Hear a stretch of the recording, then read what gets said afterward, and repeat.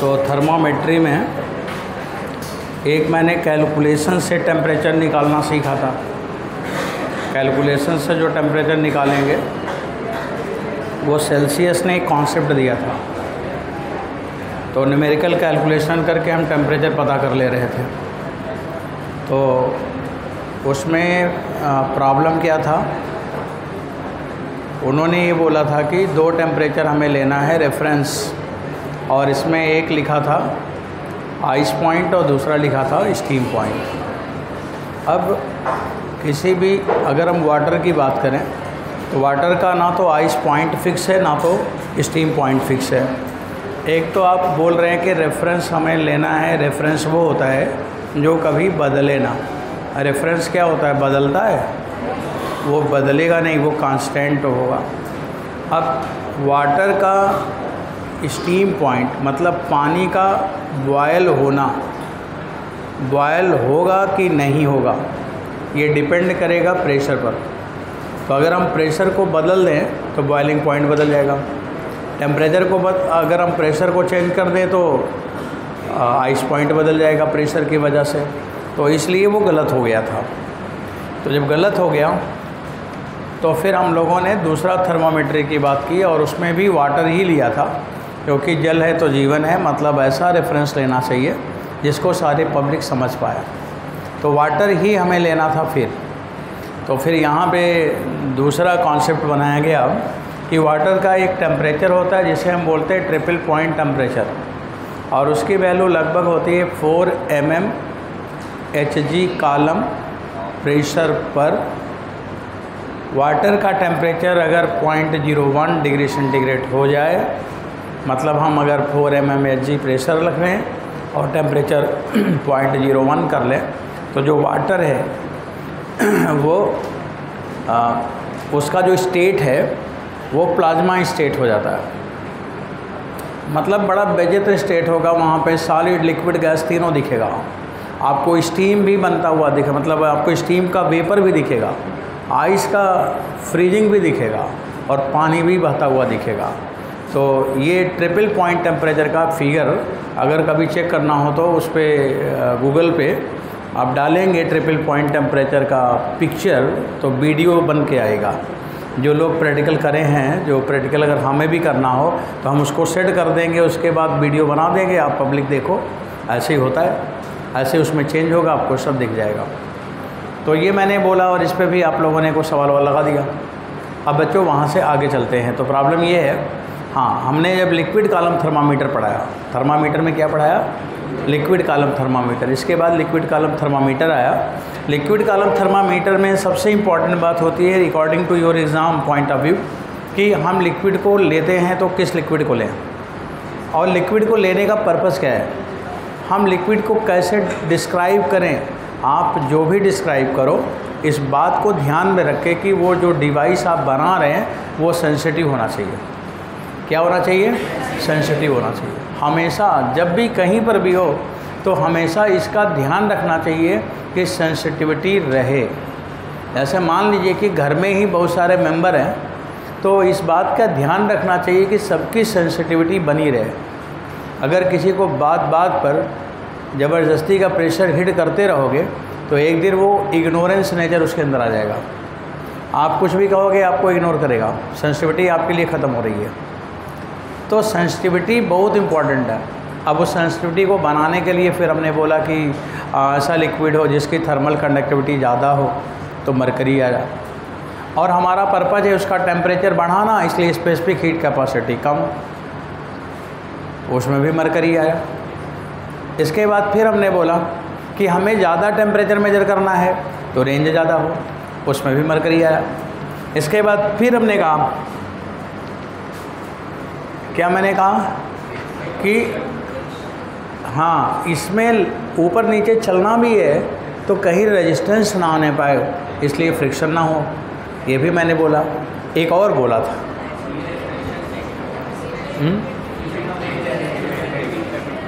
Coefficient of, हाँ, ये भी इम्पॉर्टेंट बात थी कि अगर उसका एक्सपेंशन अलग अलग टेम्परेचर पे अलग अलग रेट में आएगा तो भी हम नहीं समझ पाएंगे। तो उसको मैंने बोला कि वो टेम्परेचर पे डिपेंड ना करे। इतनी प्रॉपर्टी अगर है तो वो सबसे अच्छा लिक्विड कॉलम थर्मामीटर और आपने बनाया। बच्चों कौन कौन से थर्मामीटर थे एक बार पढ़ो।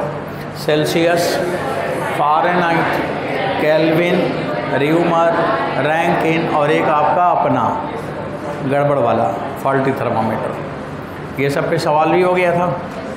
तो यहाँ से अब हम जाएंगे आगे बढ़ेंगे तो हमारा टारगेट है कि अगर इस लिक्विड कॉलम थर्मामीटर से अच्छा थर्मामीटर हम बना लें तो ठीक ही होगा। लिक्विड कॉलम थर्मामीटर में अब गड़बड़ी क्या है, बताओ क्या गड़बड़ी है?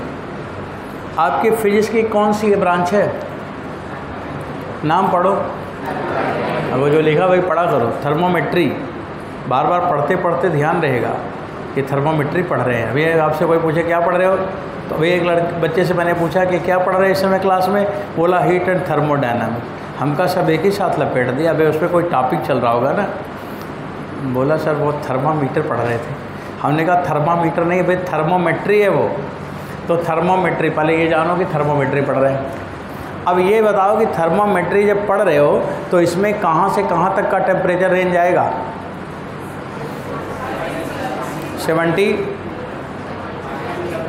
78 केल्विन, 77.6 होता है। तो कहीं 77 भी कहते हैं, कहीं 78 भी कहते हैं। 78 मैंने लिखा है। तो 78 केल्विन से लेके 1000 केल्विन तक। इसका मतलब आपका जो थर्मामीटर हो वो 1000 केल्विन तक मेजर करे। अभी तो 350 डिग्री ही मेजर करा रहे हो, और अगर उसको केल्विन बना लो तो 350 + 2 73 करोगे तो लगभग 550 के आसपास कुछ आ जाएगा।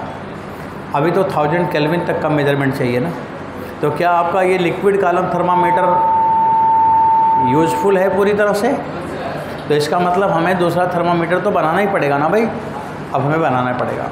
जैसे अभी आप क्या किए हैं, जैसे आईटी वाले लोग हैं तो अभी वो जेईई मेंस पास कर सकते हैं, मतलब एडवांस लायक नहीं है, लेकिन उनको आईआईटी में जाना है, नाम तो आईआईटी की तैयारी है, तो एडवांस जाना है तो थोड़ा और पढ़ना पड़ेगा, थोड़ा रेंज और बढ़ाना पड़ेगा। अब उस रेंज को बढ़ाने के लिए हमने दूसरा थर्मामीटर जो लिया वो बच्चों ये है गैस थर्मामीटर।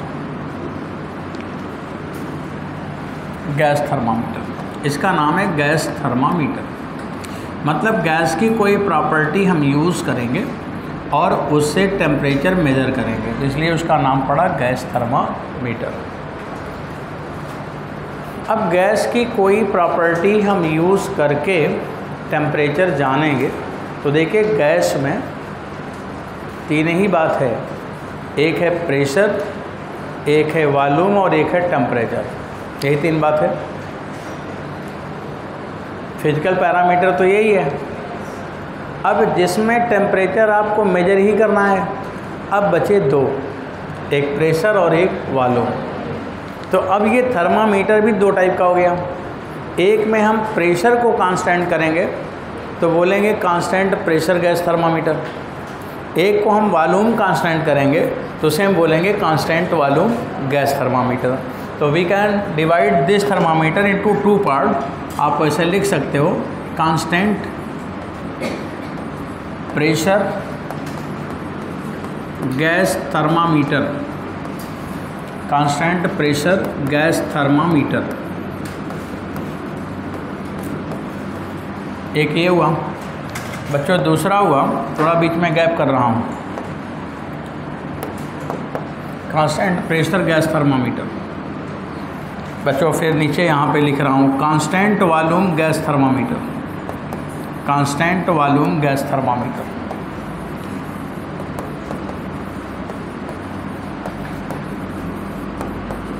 अब ये सवाल ये आ रहा कि ये दो थर्मामीटर मैंने लिख ली, gas thermometer divided into 2 type, one is constant pressure, दूसरा क्या है कांस्टेंट वॉल्यूम।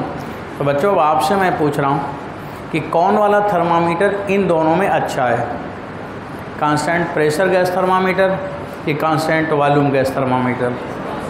कोई भी बता दो। कांस्टेंट तो सुन रहा, उसके आगे क्या बोल रहे हैं? हाँ, कांस्टेंट टेंशन तो मैंने बोला नहीं। अच्छा प्रेशर, हाँ मेरे को लगा बोलने में टेंशन है क्या। तो कांस्टेंट प्रेशर ज़्यादा लोग बोल रहे हैं, ठीक, अच्छा लगता होगा, कोई बात नहीं। अब ध्यान से सुनो, अब मान लो यही कोई सवाल आपसे पूछा होता, आप तो बोल ही दिए थे, अब आप तो बोल ही दिए हैं, आपके बुद्धि को तो समझ ही लिया वो कि आप कितने बड़े बुद्धिमान हो। अब उसको ज़रा समझो, ये गैस की प्रॉब्लम है, इसको मैं एक्सप्लेन करने जा रहा हूँ, और ये क्या प्रॉपर्टी है उसको जानना चाहिए था, आपको जानना चाहिए था, आपको पता नहीं है, पता करो। अगर यहाँ पे कांस्टेंट प्रेशर है और ये P कांस्टेंट है तो इसमें लगेगा चार्ल्स लॉ। क्या कौन सा लॉ लगेगा? Charles law.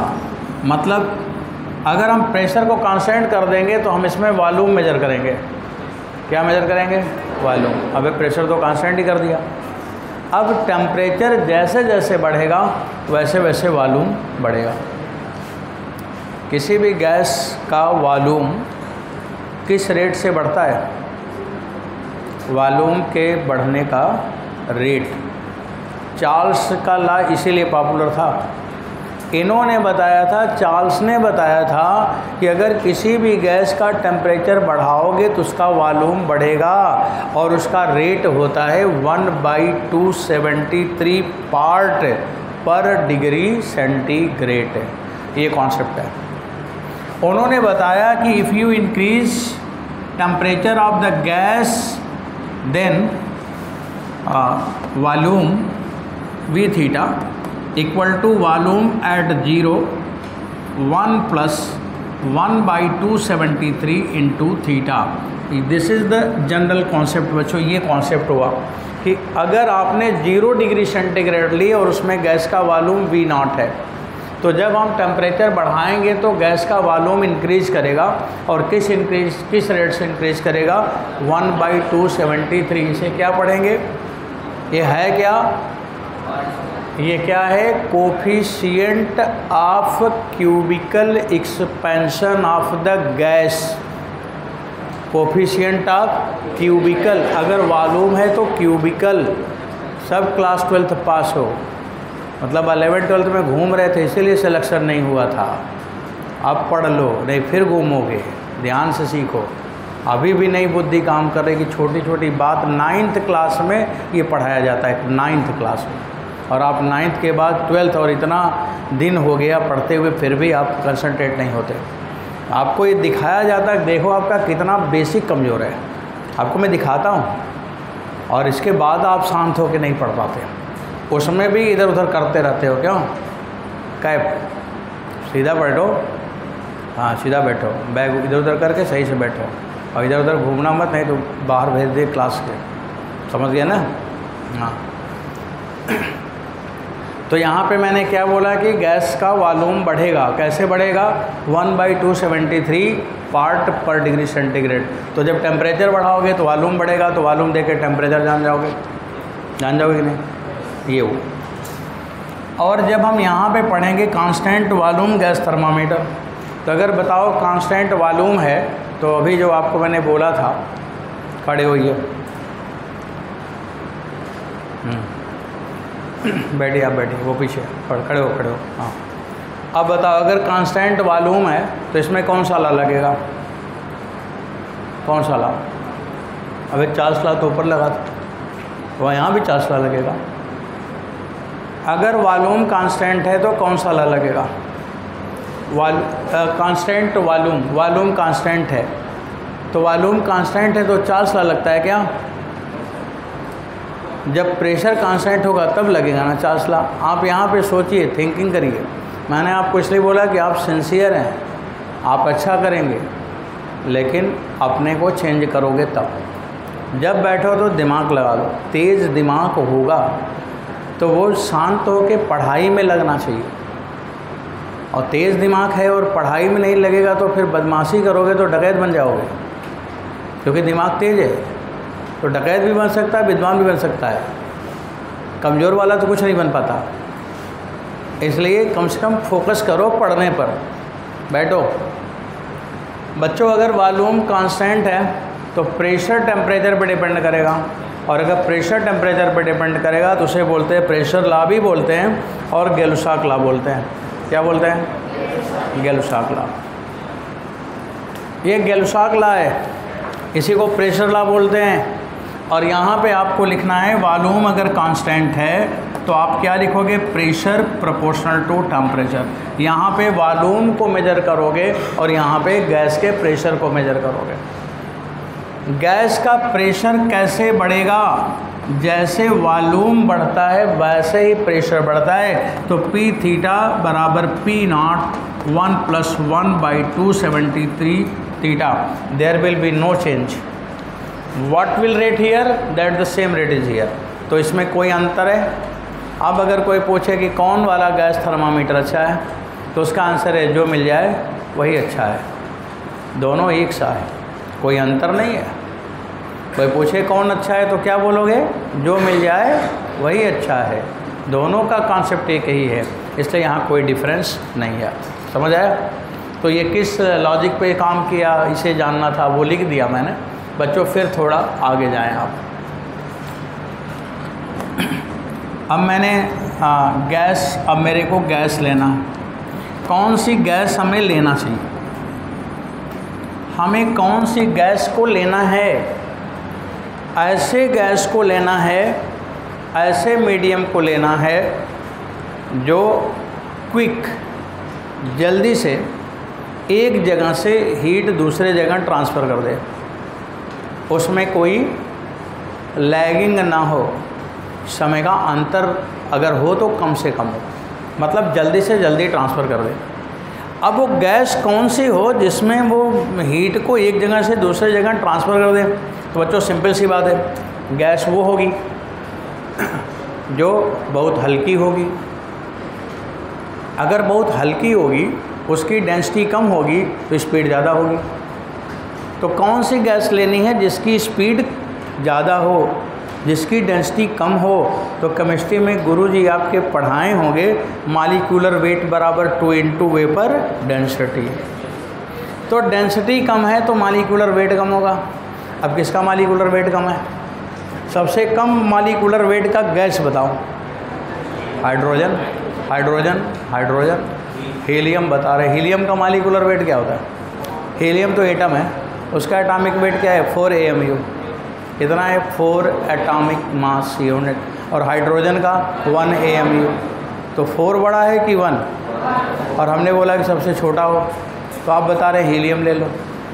अब बताओ सबसे छोटा आपको हीलियम समझ आ रहा है कि हाइड्रोजन। हाइड्रोजन मान लो H2 है तो 2 हो गया, 2 हो गया, तो वही तो 4 से कम है, इसलिए कौन सी गैस लेनी है, हाइड्रोजन गैस। तो बच्चों गैस में आपको हाइड्रोजन गैस लेनी है, हाइड्रोजन गैस।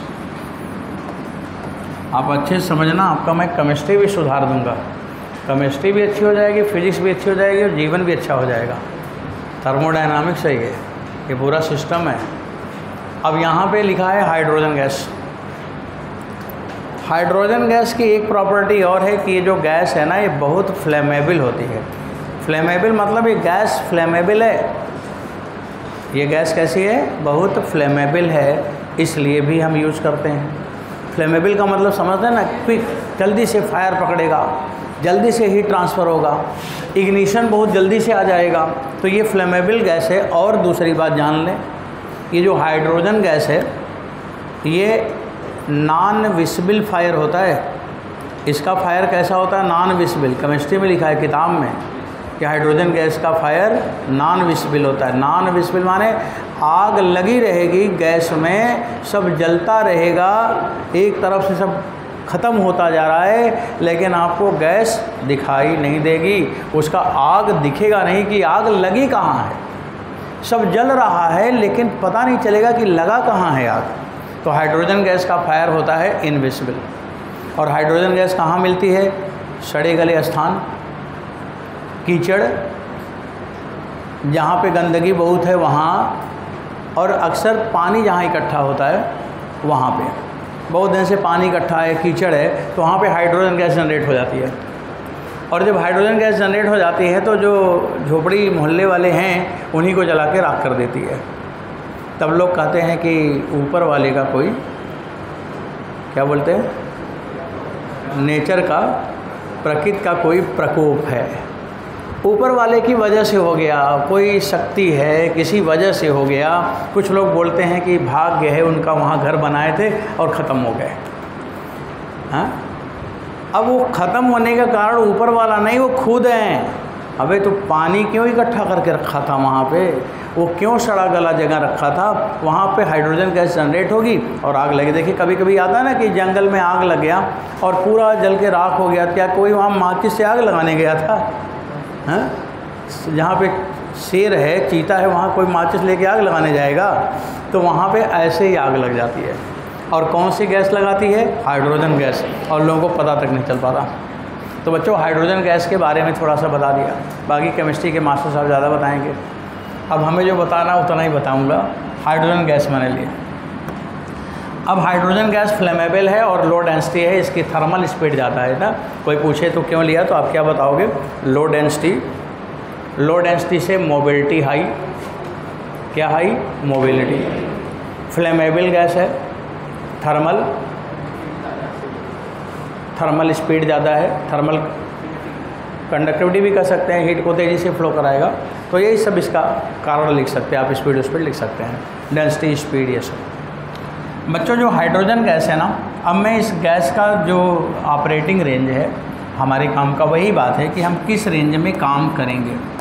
तो बच्चों you can use this hydrogen gas from -200 degree centigrade to only 500 degree centigrade. Is not enough now.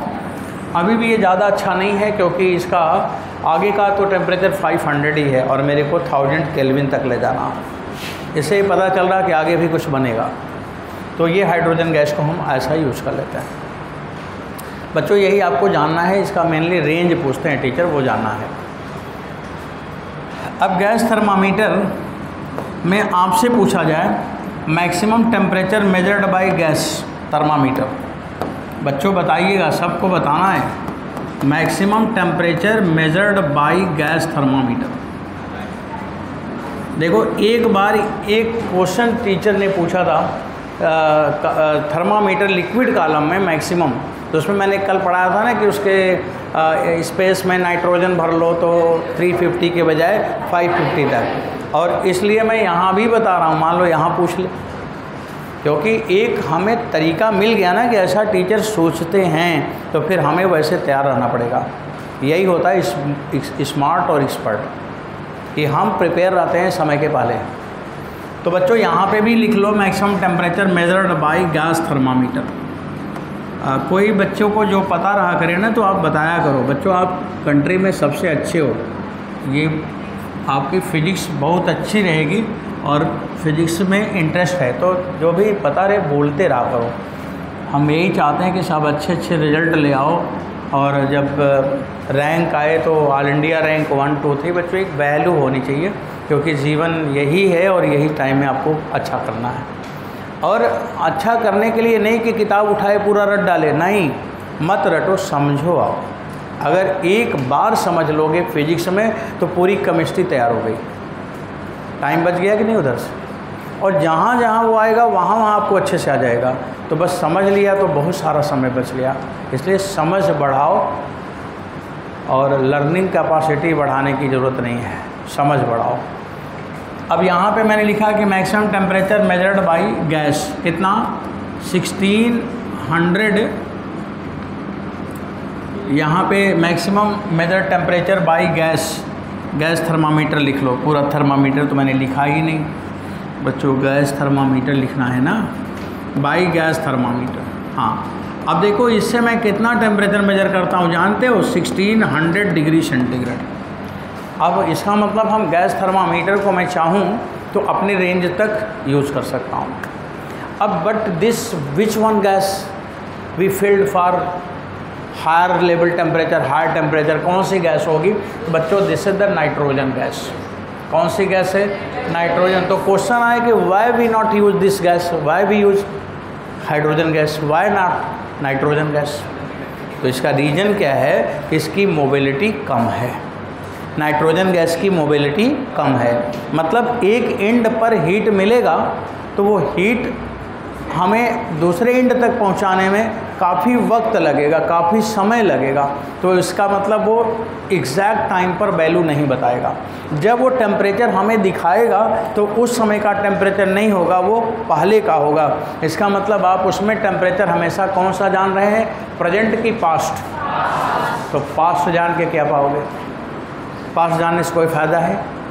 किसी को कोई फ़ायदा है? लेकिन कुछ इंसान ऐसे होते हैं कि हरदम वो पास्ट की बात करते हैं।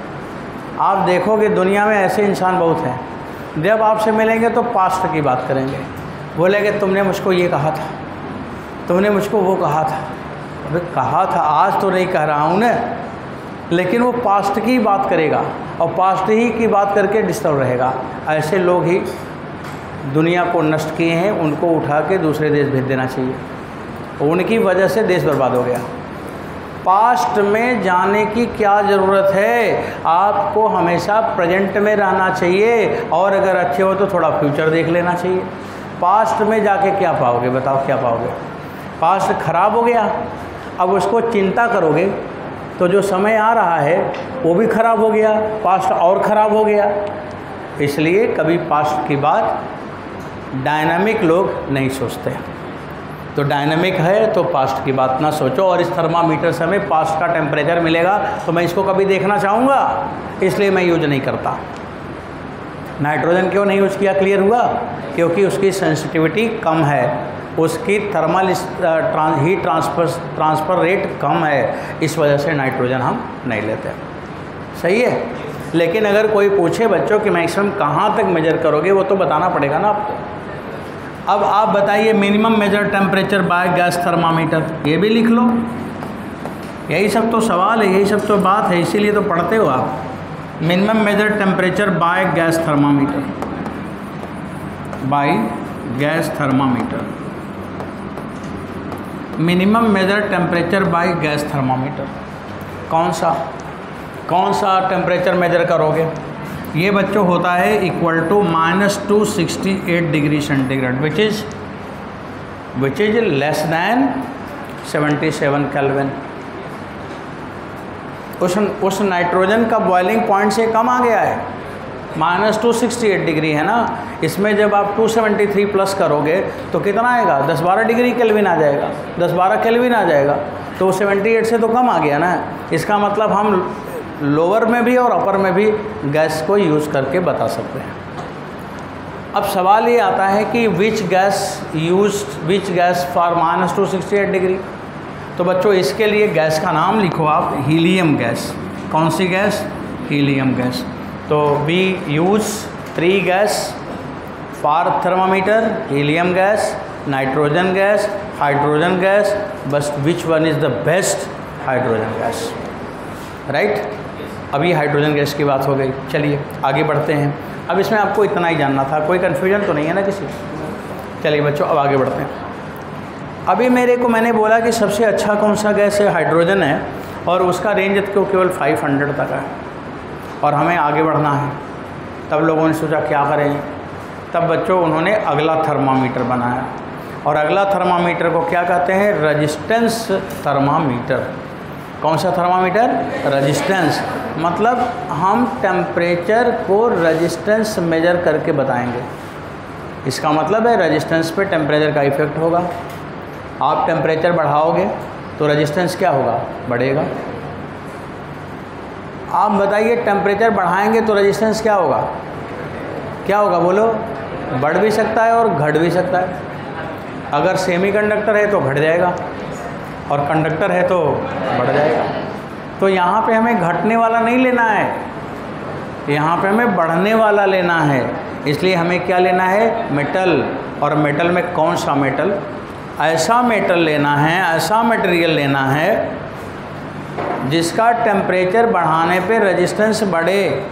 पहले तो ऐसा मेटल हो जिसका टेम्परेचर बढ़ाने पे रेजिस्टेंस बढ़े और बच्चों उसका रेंज ज़्यादा हो। तो सबसे अच्छा मटेरियल हमें कौन सा मिला? प्लेटिनम। प्लेटिनम मटेरियल को हम कहते हैं इंडस्ट्रियल मटेरियल। वो इंडस्ट्रियल मटेरियल है। प्लेटिनम इसलिए नहीं बना कि ज्वेलरी बना के पहनो, प्लेटिनम इसलिए है कि इंडस्ट्री में यूज करते हैं। लेकिन जो सबसे महंगा है लोग उसका ज्वेलरी बनवा के रख लेते हैं। क्या करोगे उसका रख के? कौन से काम में आएगा? अबे गोल्ड तो बेकार चीज़ वैसे ही पड़ा है, पहनो। प्लेटिनम भी यूज करना शुरू कर दिया ज्वेलरी में।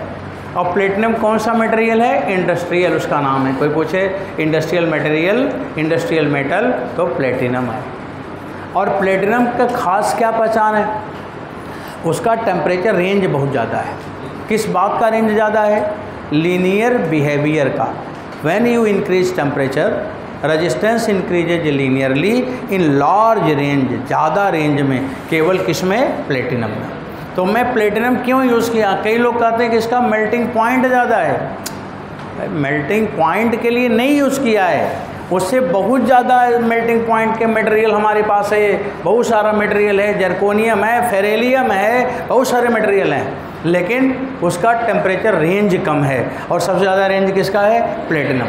तो अगर कोई पूछे वाई वी यूज़ प्लेटिनम, तो आप क्या बताओगे? Its linear behaviour range is maximum from all other metal. This one is the single reason. कई लोग बोलते हैं मेल्टिंग पॉइंट ज़्यादा है। हाँ वही हैं, क्या बोलते हैं उनको? कालिदास। बच्चों देखिए, आप लोगों का ये इन्फॉर्मेशन है, मैं कल भी पढ़ा था, आप लोग समझ गए होंगे। अच्छा, सिलेबस लिखा है आज। जो लोग RTS AIRTS में देना चाहते हैं, टेस्ट देना चाहते हैं, उनका 13 को टेस्ट होगा। 13 मतलब 13 अक्टूबर को पहला टेस्ट होगा इसका, ये वाला जो टेस्ट शुरू होने जा रहा है। और इसमें फिजिक्स है, unit measurement, motion in straight line, motion in plane, मतलब प्रोजेक्टाइल, रिलेटिव मोशन तक, पूरी काइनेमेटिक्स तक। और केमिस्ट्री में some basic concept of chemistry, structure of atom. और बायोलॉजी में living world, biological classification, plant kingdom, animal kingdom, दो ही किंगडम है, दोनों है, ठीक है। मैथमेटिक्स में बच्चों quadratic equation, inequality, sequence and series. तो ये वैसे पढ़ना नहीं चाहिए था, नोटिस बोर्ड पे भी लगा होगा, उतना टाइम ख़राब करा दिए। आगे बढ़ो। चलिए अब तीसरा मैं रेजिस्टेंस थर्मामीटर की बात करूंगा, और वो है तीसरा थर्मामीटर बच्चों, रेजिस्टेंस थर्मामीटर। जल्दी से इसको भी लिख लिया जाए, रेजिस्टेंस थर्मामीटर। इसका कॉन्सेप्ट है, देखो कॉन्सेप्ट क्या है, रेजिस्टेंस R बराबर R0 1 प्लस अल्फ़ा और थीटा, ये इसका कॉन्सेप्ट है। जैसे गैस का था, वो प्रेशर वाला था ना, ऐसे ही। अब बच्चों इसमें अल्फ़ा को हम क्या कहते हैं जानते हो? Temperature coefficient of resistance. Temperature coefficient of resistance, ये फार्मूला आपको पता होना चाहिए। कौन सा फार्मूला यूज़ करेंगे? ये वाला यूज़ करेंगे। R क्या है? रेजिस्टेंस एट टेम्परेचर थीटा, और R0 जो लिखा है रेजिस्टेंस एट 0 डिग्री सेंटीग्रेड। ये 0 डिग्री का रेजिस्टेंस है और ये थीटा टेम्परेचर का रेजिस्टेंस है। इसमें हम जो मेटल लेते हैं वो क्या लेते हैं? Platinum. Platinum metal, metal material कुछ भी ले लो, मटेरियल में प्लेटिनम है, PT प्लेटिनम। क्यों लेते हैं उसका कारण इसको मैं ग्राफ बना के दिखा रहा हूँ। इधर बच्चों इसका रजिस्टिविटी है, रजिस्टिविटी है, यहाँ पे रजिस्टिविटी। आप रेजिस्टेंस भी कह सकते हो, लेकिन जो एक्चुअल है वो रेजिस्टेंस नहीं है, वो रजिस्टिविटी है। Because resistivity is the it's microscopic property. उसकी अपनी प्रॉपर्टी क्या है? रजिस्टिविटी। जैसे ह्यूमैनिटी आपकी अपनी प्रॉपर्टी है। आप किसी के साथ हैं तो किसी की वजह से आप थोड़ा सा डिस्टर्ब हो सकते हैं, लेकिन आपकी प्रॉपर्टी ह्यूमैनिटी है। तो ऐसे इसकी अपनी प्रॉपर्टी रजिस्टिविटी है। और जब हम रेजिस्टेंस कहते हैं ना, तो उसमें ज्योमेट्रिकल प्रॉपर्टी आ जाती है, एल आ जाता है, ए आ जाता है, ज्योमेट्रिकल दो प्रॉपर्टी आ जाती है। तो माइक्रोस्कोपिक और माइक्रोस्कोपिक अगर चुनना हो तो हमें कौन चुनना चाहिए? माइक्रोस्कोपिक। बोलते हैं कि इंसान हो गया, तुम्हें गुस्से में कुछ बोल दिया होगा, वो अलग बात है, लेकिन वो ऐसा है नहीं। आपको ये पहचानवाया जाता है कि नहीं, वो एक्चुअल में ऐसा नहीं है। इसका मतलब उसकी प्रॉपर्टी कौन बताई जा रही है? माइक्रोस्कोपिक, जो उसकी एक्चुअल प्रॉपर्टी है। माइक्रो किसी वजह से तुम्हारे से नाराज़ हो गया होगा, डांट दिया होगा, वो अलग बात है। तो बच्चों ऐसे रजिस्टिविटी में ग्राफ होना चाहिए, रेजिस्टेंस में नहीं होना चाहिए। और इधर हम क्या लिखते हैं? टेम्परेचर, और ये वाला टेम्परेचर डिग्री सेंटीग्रेड में। तो इसका जो ग्राफ है ना, वो देखो ऐसे बनता है थोड़ा सा।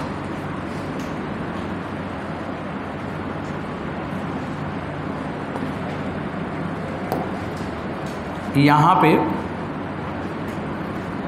ऐसे जाएगा, देखो थोड़ा सही से बनाऊँ मैं, ये वाला ग्राफ ऐसे थोड़ा सा उठेगा ऐसे। ये कैसा दिख रहा है? एक्सपोनेंशियल। कैसा दिख रहा है? एक्सपोनेंशियल। लो टेम्परेचर पे एक्सपोनेंशियल होता है, ये जानते रहिए, ये मैं ही बताता हूँ कि लो टेम्परेचर पे एक्सपोनेंशियल होता है, लो टेम्परेचर पे। अभी करंट इलेक्ट्रिसिटी में आएगा, चिंता ना करो, ऐसे लिखने दो। इसके बाद फिर बच्चों ये लीनियर हो जाएगा, लीनियर एकदम स्ट्रेट लाइन। पहले एक्सपोनेंशियल होगा, इसके बाद फिर क्या हो जाएगा? Linear. Very low temperature exponential, very low temperature exponential, और लो टेम्परेचर लीनियर। तो कब लीनियर है? Low temperature. और कब एक्सपोनेंशियल है? Very low. ये मटेरियल का रेजिस्टिविटी ऐसे बदलता है। अब देखो इसका लीनियर काफ़ी दूर तक हो गया, काफ़ी दूर तक हो गया, बाकी में ऐसा नहीं था। और बच्चों अब मटेरियल तो है ही है, बहुत टेम्परेचर बढ़ाए जाओगे, पीछे पड़ ही जाओगे तो वो भी तो डिफॉर्म हो जाएगा। तो यहाँ से यहाँ तक का जो रेंज है ना, जो लीनियर रेंज है, मतलब यहाँ से यहाँ तक ये वाला, बच्चों इसमें आपको पढ़ना है, इसी में मेज़र करना है। क्योंकि अगर लीनियर है तो रेट उसका फिक्स है, तो आपको सही वैल्यू मिलेगा, और अगर वो वेरिएबल रेट हो गया तो फिर वैल्यू सही नहीं मिलेगा। तो इसका लोअर टेम्परेचर कितना होता है मालूम है? 200 डिग्री सेंटीग्रेड, वो भी माइनस। और अपर कहाँ तक आता है? 1200। This is a very large and I think it is in range, range में आ गया, ये रेंज में आ गया। 1200 बहुत आगे गया, और वो भी 78 से 73 केल्विन है। तो इसका मतलब रेंज में आ गया कि नहीं? तो बताइए अब इसके आगे थर्मामीटर पढ़ने की ज़रूरत है कि नहीं? अब कोई ज़रूरत नहीं है, हमें सबसे अच्छा थर्मामीटर मिल गया। अगर कोई पूछे कि liquid column thermometer, gas thermometer, resistance thermometer में कौन अच्छा है? Resistance thermometer. क्यों अच्छा है? क्योंकि हमारा पर्पस सॉल्व हो जाएगा, हमारा पर्पस सॉल्व हो जाएगा, मेरे लिए वही अच्छा है ना। जैसे हमारा पर्पस सॉल्व हो जाए, मतलब एक बच्चा एक चैप्टर पढ़ता है बड़े अच्छे से, और एक बच्चा है कि पूरा सिलेबस अच्छे से तैयार कर रहा, तो मेरे लिए तो वो बच्चा अच्छा है ना जो पूरा सिलेबस आता है। कम से कम थोड़ा बहुत कम करेगा, सेलेक्ट तो हो जाएगा, और वो तो एक चैप्टर में पूरे नंबर पाएंगे, बाकी में माइनस का रिकॉर्ड बना के नेगेटिव के साथ हाईएस्ट स्कोर नेगेटिव का ला देंगे। हम उनको लेके क्या करें? इसलिए हमारे लिए इम्पोर्टेंट क्या है कि रेंज ज़्यादा हो, तो रेंज ज़्यादा हो। -200 से लेकर 1200 तक ये रेंज है बच्चों। ये सबसे अच्छा थर्मामीटर हम मानते हैं इसको। आपको ये बात यहाँ तक समझ आई? यहाँ तक किसी के मन में कोई क्वेश्चन हो? हम मैक्सिमम बात बोलते हैं जो ज़रूरत है, पर बच्चों आपके मन में अगर कोई क्वेश्चन है तो ज़रूर पूछा करें, क्योंकि आपके मन में कोई अच्छा क्वेश्चन होगा, और जब आप वो बोलेंगे और मैं सुनूंगा तो मेरे को अच्छा लगेगा, फिर मेरे दिमाग में वो भी बात आएगी कि अच्छा बच्चे ये भी सोच सकते हैं, क्योंकि कल के आइंस्टीन से बड़े आप ही बनेंगे, कल के सीवी रमन से बड़े आप ही बनेंगे, उनके चीज़ों को आप ही आगे बढ़ा के और बड़ा कर पाओगे। यही है ना, फ्यूचर तो आप ही के हाथों में है देश का, इसलिए सोचा ज़्यादा करो। कोई लॉजिक पकड़ में आए तो ज़रूर बोला करो। चलिए मैं आगे बढ़ता हूँ, फिर आगे चलता हूँ। चलिए अब आप नहीं बोल रहे तो ना बोलें। अभी तक देखिए इतने थर्मामीटर बन गए, अब हमें ज़रूरत नहीं है, लेकिन फिर भी अगर सबसे सेंसिटिव थर्मामीटर मिल जाए तो क्या बुरा है। तो सबसे सेंसिटिव थर्मामीटर की तलाश में हम लोग चल रहे थे, तब तक एक एक्सपेरिमेंट हुआ और सीबेक ने किया, सीबेक इफ़ेक्ट। सीबेक ने एक एक्सपेरिमेंट किया, और सीबेक का एक्सपेरिमेंट क्या था? अभी हम ये समझते हैं कि when current will flow in a wire then there will be rise in temperature, मतलब करंट अगर फ्लो करेगा तो टेम्परेचर तार का बढ़ेगा। उन्होंने उसका उल्टा किया। एक पॉट में, एक बॉटल में गर्म पानी और एक बॉटल में ठंडा पानी, और इसके बाद उसमें पेयर वायर, दो डिफरेंट वायर जोड़कर कनेक्ट कर दिया और बल्ब लगा दिया। बल्ब जलने लगा without any cell, only due to difference in temperature, वो बल्ब जलने लगा। वो सीबेक इफ़ेक्ट। और जब वो सीबेक इफ़ेक्ट आया तो जो बल्ब जलने लगा, तो आखिर बल्ब जला क्यों? बैटरी बनी होगी तभी। इसका मतलब टेम्परेचर अगर एक जगह हार्ड जंक्शन है, एक जगह कोल्ड जंक्शन है, तो उन दोनों के बीच में क्या डेवलप हो गई? बैटरी, और बैटरी से आ गई करंट, और करंट से मेजर हो जाएगा टेम्परेचर। तो करंट तो बहुत तेज चलता है, करंट की स्पीड तो बहुत ज़्यादा है। एक स्विच ऑन करोगे, बल्ब जलेगा, it takes time 10⁻⁻14 second. You could not be measure and you could not be think it this less time. कितना लेस टाइम? 10⁻⁻14 सेकेंड। जैसे ही आपने स्विच ऑन करोगे, कई बार लोग बोलते हैं कि बल्ब को जलाए तो कितनी देर बाद बल्ब जला। हाँ, ये वही लोग बोलते हैं जिनके पास बुद्धि थोड़ा कम रहता है। हाँ, उनसे बोलो कि तुम मेजर कर पाओगे, कि हम ही से पूछ रहे हो? मेजर कर पाएंगे हम इंसान मिली सेकंड तक मेजर कर लें, यही बात है।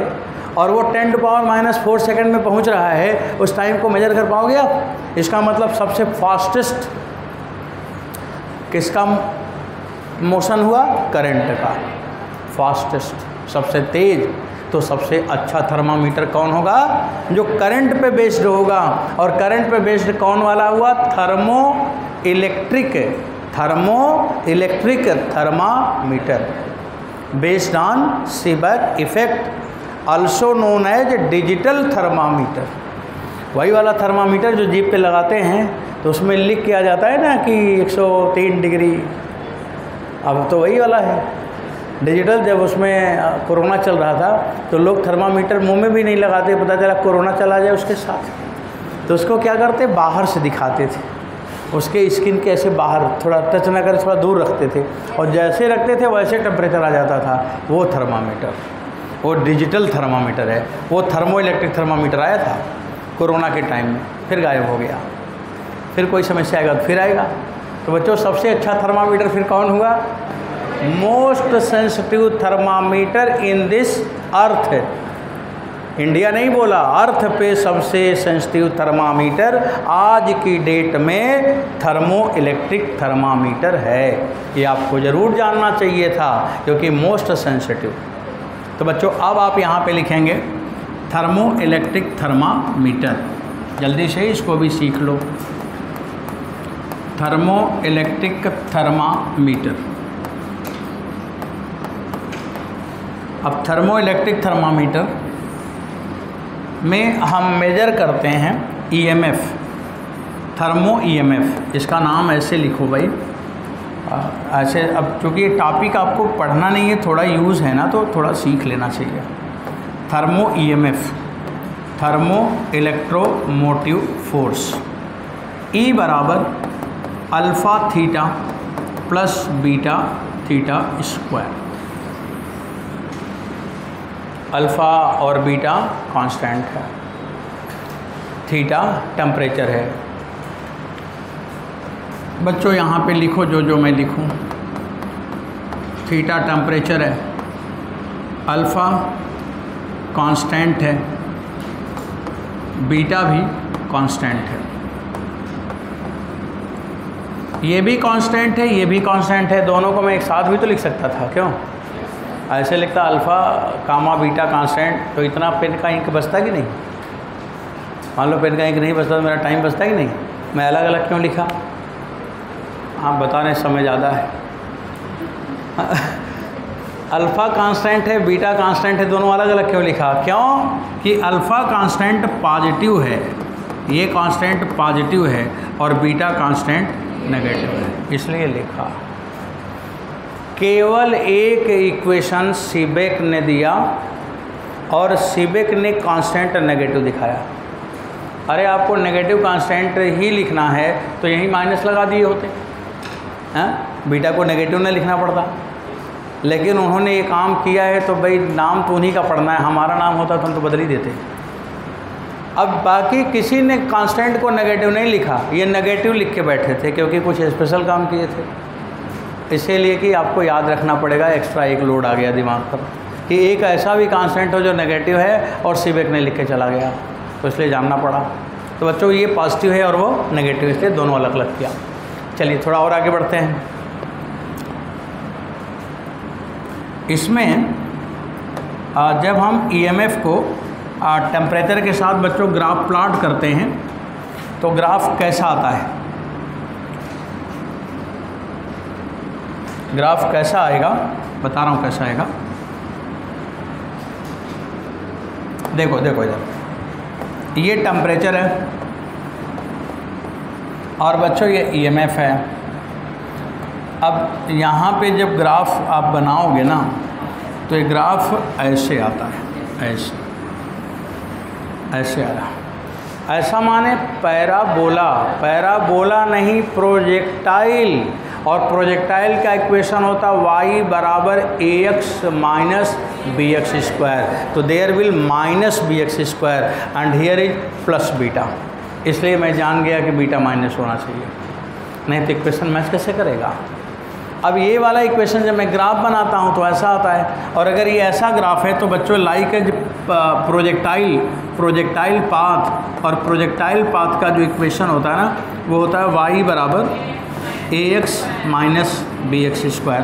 तो देखो यहाँ पे b माइनस है ना, तो वहाँ पे बीटा के पहले माइनस होना चाहिए, लेकिन उन्होंने बीटा में माइनस नहीं लगाया तो हम नहीं लगा दी कि बीटा कांस्टेंट नेगेटिव हो गया, समझ आया, इसलिए वहाँ पे नेगेटिव लगा।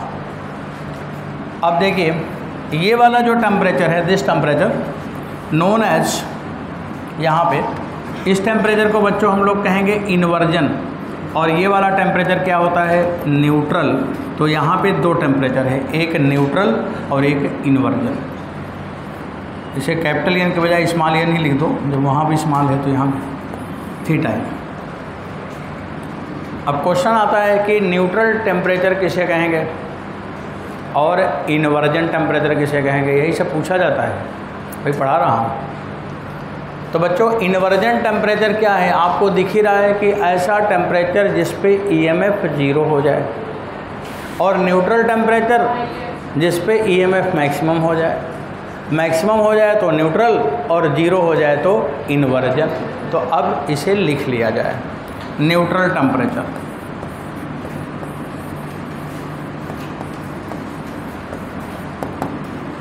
थीटा के बाद स्मॉल एन लिखा मैंने। तो बच्चों टेम्परेचर एट विच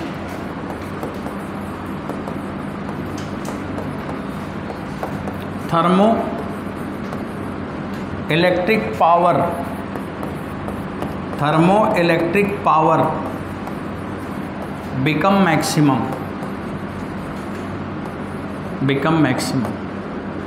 और थर्मो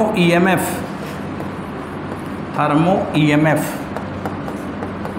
बिकम मैक्सिमम। दोनों जाने आप, मान लो कि पेपर में थर्मो EMF ना कहे तो थर्मो इलेक्ट्रिक पावर भी कह सकते हो, क्योंकि पावर यही है ना V²/R।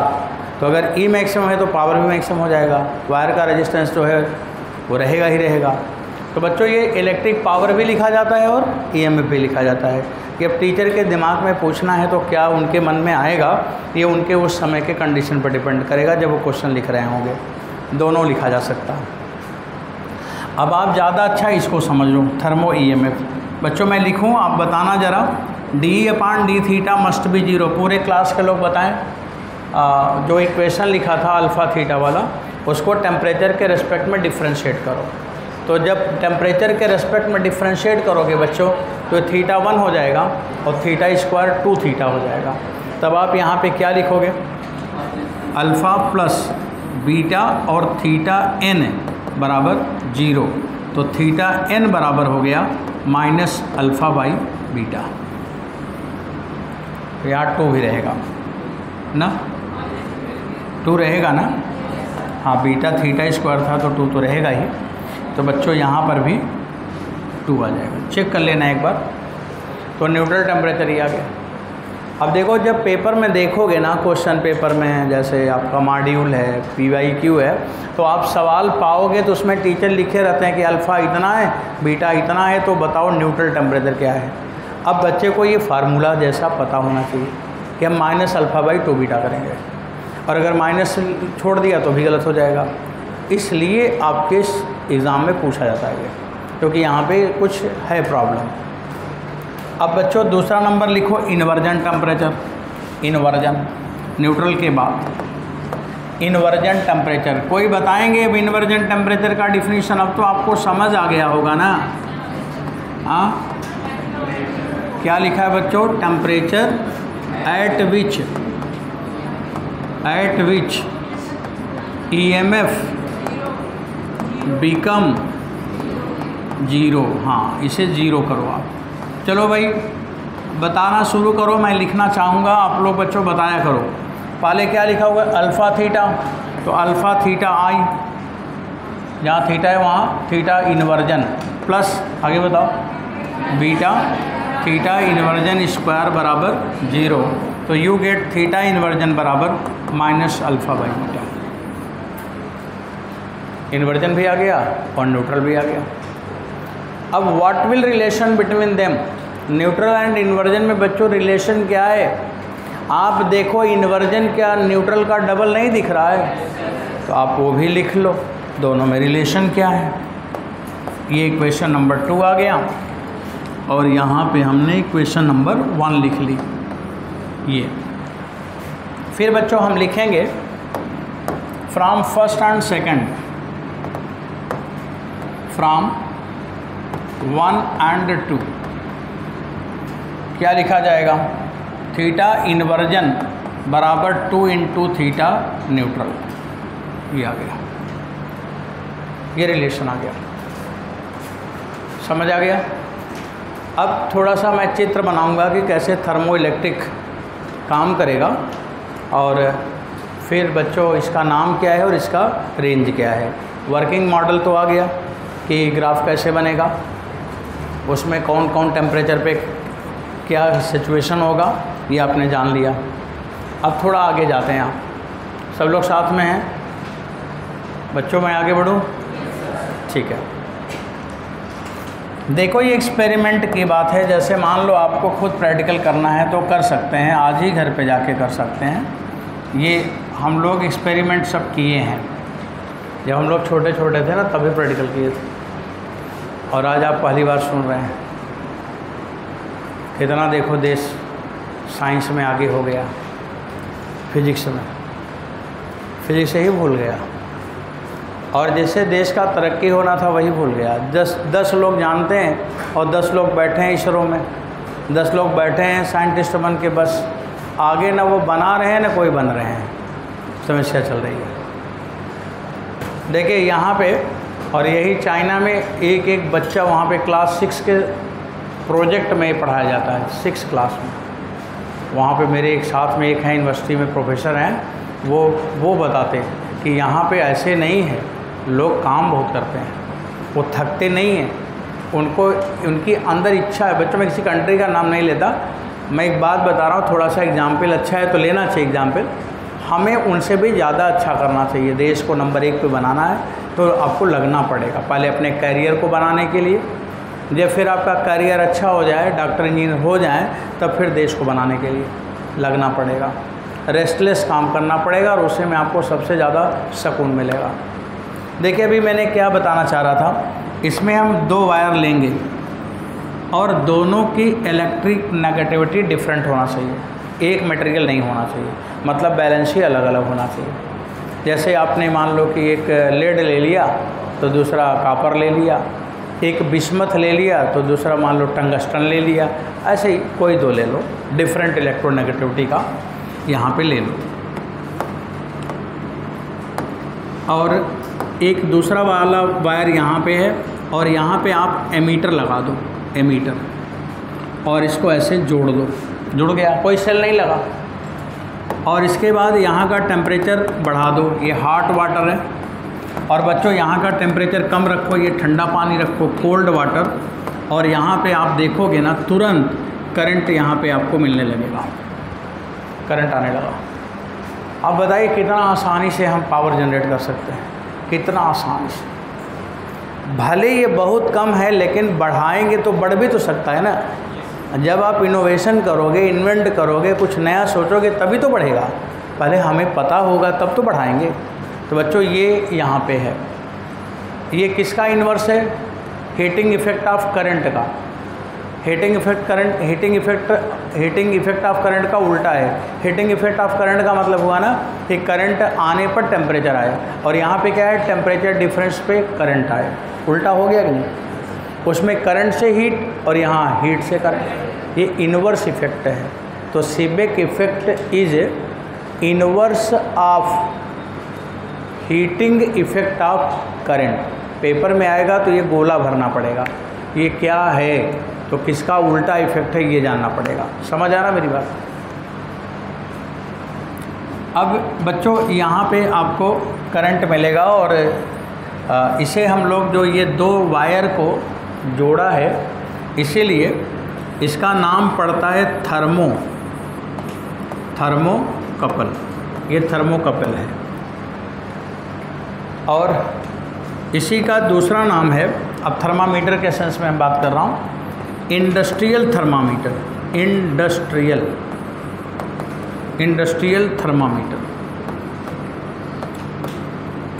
थर्मामीटर। बच्चों इंडस्ट्रियल थर्मामीटर माने जो काफ़ी मजबूत हो। अब इसमें हाई क्या है, तार है, ये मीटर सीटर हटा दो, दो तार लगा दो, करंट उसमें आएगा और उस करंट से आप जो भी मेजर करना चाहो कर लो। और ये बड़ा मजबूत थर्मामीटर है, हम किसी भी डिवाइस में लगा देते, रिएक्टर में लगा देते, स्टीपर में लगा देते, डिकम्पोजर में लगा देते, जो भी डिवाइसेस हैं जहाँ पे केमिकल प्रोसेस चल रहा है, न्यूक्लियर ऑपरेशन हो रहा है, वहाँ पे हम लगा देते हैं और एकदम सही टेम्परेचर बताता है। Because it is very fast thermometer, it is most sensitive thermometer. आपने पहले लिखा है मोस्ट सेंसिटिव, लिखा है कि नहीं? नहीं लिखा? सबसे अच्छा थर्मामीटर है, इसलिए हम इंडस्ट्रियल बोलते हैं। आप जो सैटेलाइट में भी, तो सैटेलाइट में भी इलेक्ट्रॉनिक डिवाइस है कि नहीं? सैटेलाइट में है कि नहीं है? तो इलेक्ट्रॉनिक डिवाइस तो बैटरी से चलती है। बिना इलेक्ट्रॉनिक डिवाइस केबल और केवल डीसी बैटरी से चलती है। किससे? डीसी बैटरी, डायरेक्ट करंट वाली बैटरी चलता है इलेक्ट्रॉनिक डिवाइस। और उसमें सैटेलाइट में इलेक्ट्रॉनिक डिवाइस है, तो वहाँ पे कोई सीढ़ी लगा के बदलने जाते हैं क्या सेल? जैसे घड़ी में बदल जाता है। कोई देखा है सेल? पता आ रहा हो कि एक आदमी को भेजा जा रहा सैटेलाइट में, एवर रेडी सेल लेके बदलने जा रहा है? हाँ, ऐसा कभी नहीं आता। लेकिन तब वहाँ पे सेल कहाँ पे है? ऐसा कौन सेल है कि 50 साल चलता है? तो वहाँ पे कोई सेल नहीं है, वहाँ पे यही लगा हुआ है। यही दो चैम्बर बनाया है और टेम्परेचर डिफरेंस है वहाँ पे, और वो टेम्परेचर डिफरेंस नेचुरली अपने आप रहेगा। नेचुरल है कि रहेगा। अगर मान लीजिए किसी कमरे में एक कपल हमने यहाँ रख दिया और एक बाहर रख दिया, तो बताइए दोनों का टेम्परेचर कभी बराबर होगा? कभी बराबर होगा? ठंडी गर्मी बरसात कभी नहीं बराबर होगा। तो जब टेम्परेचर डिफरेंस होगा तो करंट फ्लो करेगा, और बैटरी का काम क्या है? करंट फ्लो कराना। इसीलिए सैटेलाइट में सारे इक्विपमेंट चल रहे हैं। जो अभी भेजा गया था चांद पे, क्या नाम था? हाँ, चंद्रयान, उसमें भी ऐसे ही लगा हुआ है। जितने भी डिवाइस आप ऐसे देखोगे सब में ये लगा रहेगा, और वो सीबेक इफेक्ट इसलिए काफ़ी इम्पॉर्टेंट है, उसकी वजह से हम ये काम कर पा रहे हैं। बच्चों इसी का दूसरा नाम है डिजिटल थर्मामीटर। क्या नाम है? डिजिटल, आजकल डिजिटल कोरोना वाला डिजिटल थर्मामीटर, ये इसके सब नाम हैं। इतना नाम हम लोग बोलते हैं। कभी पेपर में लिखा रहेगा थर्मोकपल बेस्ड ऑन। अब थर्मोकपल नाम ही नहीं सुने हो लोग। अब कपुल में थर्मोकपल कौन सा कपुल है? तो अब ये समझ गए ना कौन सा कपुल है? ये टेम्परेचर बताने वाला कपुल है, करंट इसमें फ्लो करता है। और बच्चों डिजिटल थर्मामीटर भी बोलते हैं, इंडस्ट्रियल थर्मामीटर भी बोलते हैं। और ये मोस्ट सेंसिटिव थर्मामीटर है, और इसका रेंज वेरिएबल रेंज होता है। एवरेज मैं ले रहा हूँ -200 डिग्री सेंटीग्रेड से लेके 1600 तक इजीली ये मेजर कर लेता है। ये इतना टेम्परेचर मेजर कर लेगा। जैसे मान लीजिए कि आपसे कोई पूछे कि पानी का फ्लो हो रहा है, पानी बह रहा है, बहते हुए पानी का जहाँ पे पानी है, बहता हुआ पानी जहाँ पे है वहीं टेम्परेचर बताओ। अब मेरी बात समझे? जैसे पानी बह रहा है, पानी चल रहा है, अब आपको इस जगह टेम्परेचर इसी जगह बताना है। इसका मतलब ऐसा कोई डिवाइस हो जैसे ही टच करे वैसे ही बता दे।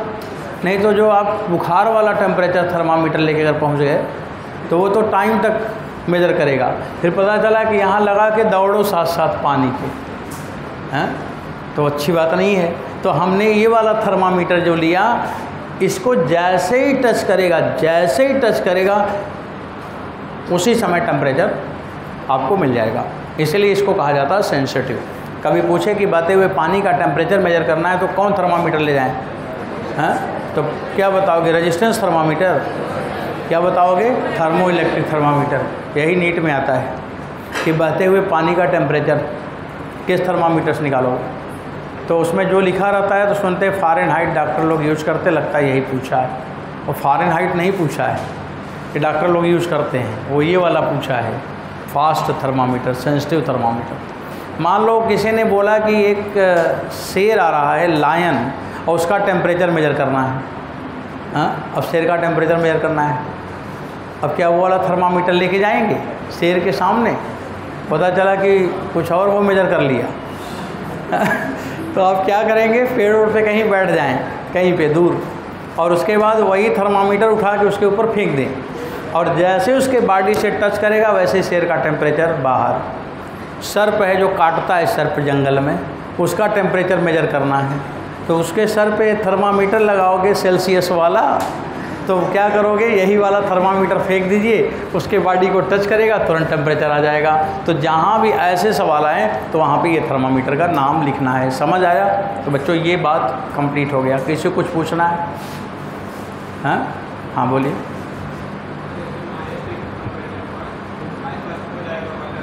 माइनस नेगेटिव में, हाँ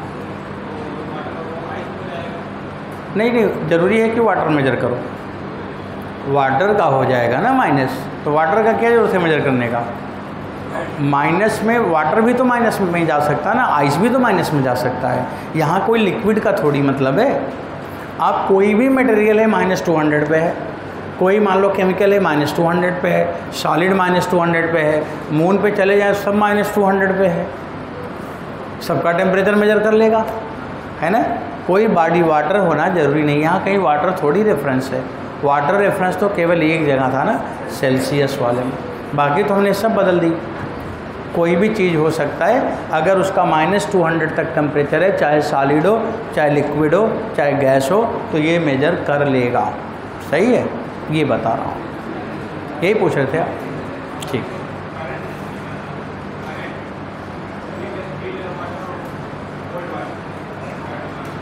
हॉट वाटर और कोल्ड वाटर, वो जो मैंने बनाया था वो इसलिए बनाया था कि हम घर में प्रैक्टिकल कर रहे थे, और अगर हम चाँद पे चले जाएंगे तो वहाँ कोई दूसरा प्रैक्टिकल कर लेंगे। वो मैं घर पे प्रैक्टिकल कर रहा ना, तो घर में आसानी से पानी मिल गया। एक को मैंने हार्ड कर दिया, एक को कोल्ड कर दिया, करंट फ्लो कर गया। अब ऐसे ही कहीं पर भी आप लगा दो। जैसे मैंने अभी क्या बोला कि एक जंक्शन बनाओ, उसका एक जंक्शन इस कमरे में छोड़ दो और एक जंक्शन बाहर लगा दो। अब नहीं, यहाँ तो पानी तो नहीं है ना, लेकिन बाहर अलग टेम्परेचर, अंदर अलग टेम्परेचर, वो करंट आ रहा है, मेजर कर लेगा। ठीक है, ज़रूरी नहीं कि वाटर ही हो। ठीक है बच्चों, इन्होंने जो सवाल पूछा सबको फील हुआ कि क्या जानना चाह रहे थे? चलिए, आपको कुछ पूछना है? नहीं, चलो हमें पूछना, हम पूछते हैं। चलिए, थर्मामेट्री तो हो गया है, बस एक बात बताते हैं फिर आगे चल जाते हैं। बच्चों, एक सवाल का आंसर देना सबको। इधर ना, इधर की तरफ थर्मो ईएमएफ है, इधर की तरफ, और यहाँ पे टेम्परेचर है, और मैंने ऐसे बनाया इस जगह। यहाँ पे 50 केल्विन है और यहाँ पे 200 केल्विन है। तो बच्चों पूछा है कि इसका न्यूट्रल टेम्परेचर कितना होगा। Neutral temperature, find neutral temperature. Neutral और इन्वर्जन में क्या रिलेशन है? तो जल्दी से बताना चाहिए, आप लोग इतना टाइम लगा देते हैं।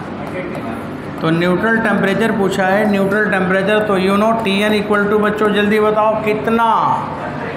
कितना? जोर से बोला करो। हाँ 100। हाँ 100 नहीं बोल पाते सही से, तुरंत एकदम क्लियर कट बोला करो। मतलब आप डॉक्टर इंजीनियर बनेंगे, बड़े लोग बनेंगे, तो ऐसे बोलोगे कि खुद न समझ पाओ तो सामने वाला क्या सोचेगा आपके बारे में। एकदम क्लियर कॉन्सेप्ट के साथ बोलना चाहिए।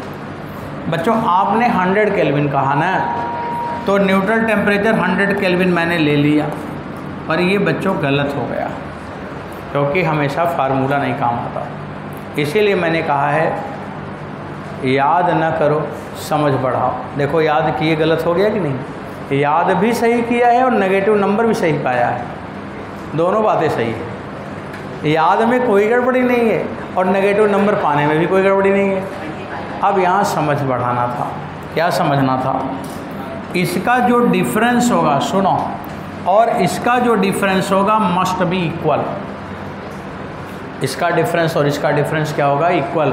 बच्चों यहाँ पे इन्वर्जन टेम्परेचर 2 है, जहाँ पे EMF 0 वही इन्वर्जन। तो बताइए EMF 0 यहाँ नहीं है क्या? तो यहाँ इन्वर्जन नहीं है और वहाँ भी इन्वर्जन है। तो इन्वर्जन 1 है कि 2? और 2 के बीच में न्यूट्रल, तो 2 के बीच में अर्थमेटिक मीन। कौन मीन? अर्थमेटिक। अगर ये 0 है तो फिर 0 का कोई मतलब नहीं समझ आता। 0 + 2 100/2 करोगे 100 आ जाएगा, और इसलिए हम बाई 2 करके जल्दी समझ गए। बट यहाँ डिफरेंट है। तो बच्चों फिर अब क्या लिखोगे आप यहाँ पे? ये वाले को ना देखो, ये को ऐसे काट देना, ये कट गया, ये गलत है। अब यहाँ पे आप लिखना TN बराबर AM arithmetic mean of inversion temperature. बच्चों IIT के पेपर में पूछा था। IIT असली वाली IIT, असली समझते हैं ना? हाँ, एडवांस। वो जो IIT है, NIT नहीं, उसी में NIT भी छिपा रहता है। Arithmetic mean of inversion temperature. अब यहाँ पे इन्वर्जन टेम्परेचर 2 है, तो न्यूट्रल टेम्परेचर आप लिखोगे 50 + 200/2 = 125 केल्विन। दिस आंसर सही है, 125 केल्विन आ गया। पूरे लोग को समझ आ गया? तो बच्चों ये इन्वर्जन न्यूट्रल टेम्परेचर की बात हो गई। एक आप सवाल लिख दीजिए, एक और दे देता हूँ, तब फिर ये क्वेश्चन पेपर में पूछा था नीट मेडिकल एंट्रेंस में, उसको लिखता हूँ। लिखिए आप ये क्वेश्चन और आगे बढ़ा रहा हूँ। बच्चों कोई कन्फ्यूजन तो नहीं है ना? एकदम से आप ये समझ लो कि इन ऑल द लाइफ अब आपको जो मैं पढ़ा रहा हूँ वो नहीं पढ़ना है। आपको उसके आगे कुछ है भी नहीं, मिलेगा भी नहीं। तो क्यों ना अच्छे से पढ़ लिया जाए, ताकि वो लोड हमारा समाप्त हो जाए और खेल खेल में फिजिक्स के नंबर आ जाएं और आपका सिलेक्शन हो जाए अच्छे से। लोड भी नहीं, कुछ लर्न भी नहीं करना है। तो अब देखिए एक सवाल मैं और ले रहा हूँ, ये पेपर में आया हुआ क्वेश्चन है और सब लोग मेरे साथ में लिख लो। बच्चों लिखो, इफ़ लिखा गया if temperature coefficient of resistance, temperature coefficient of resistance. Temperature ये पहले नेशनल साइंस ओलंपियाड में पूछा था, वही उठा के फिर उसमें डाल दिया था, सेम क्वेश्चन। तो लिखा है कि if temperature coefficient of resistance vary as alpha बराबर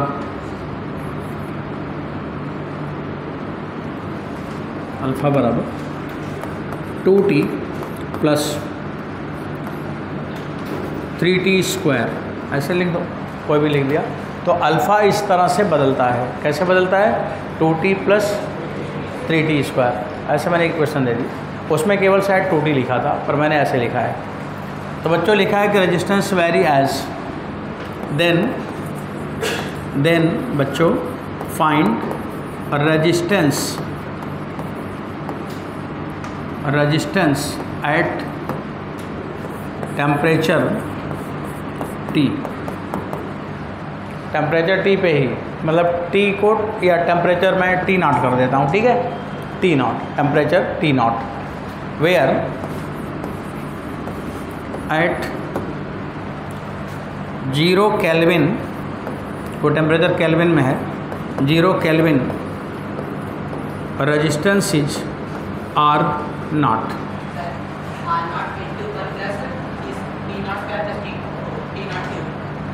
शाबाश शाबाश, ठीक है। देखिए आपकी क्लास से बच्चों आंसर तो आ गया है और ऐसा ही आंसर कुछ है, लेकिन एक बार हम भी बताएंगे और सब लोग देख लीजिए। देखो मैं लगाने जा रहा हूँ।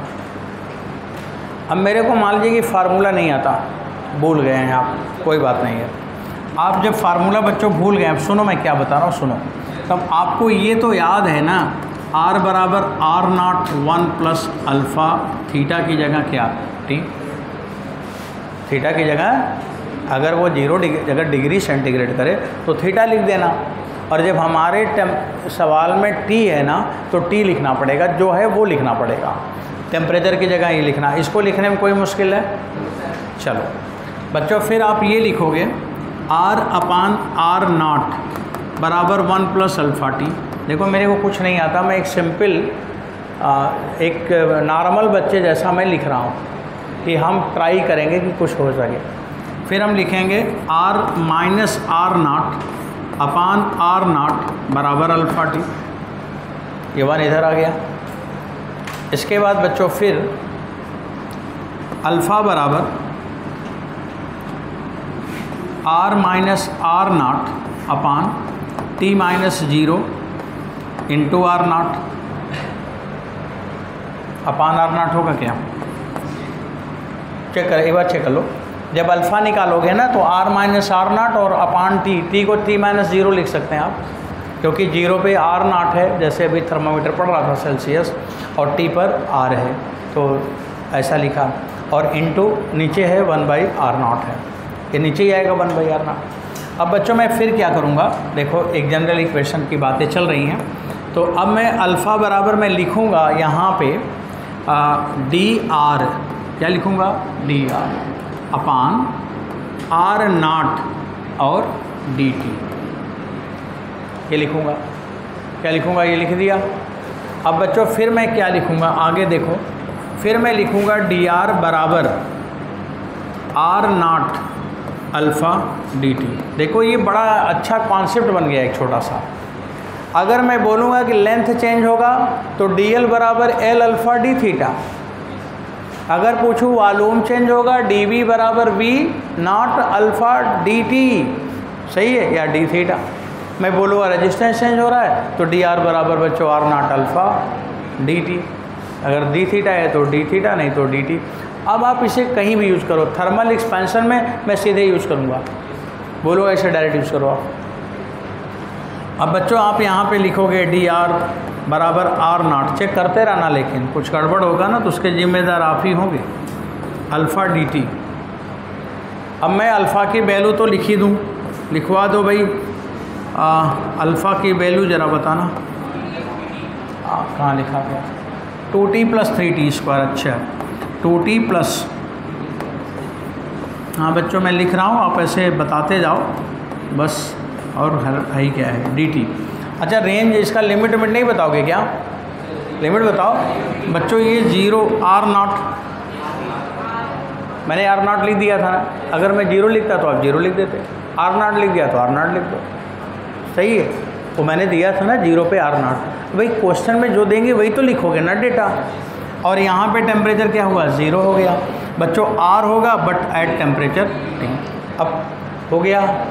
अब बताओ बच्चों, बायो स्टूडेंट, अब उनका समय आ गया है बताने का, और आप ऐसा बोलो कि हमें कुछ सोचना ना पड़े, मैं लिखता जाऊँ।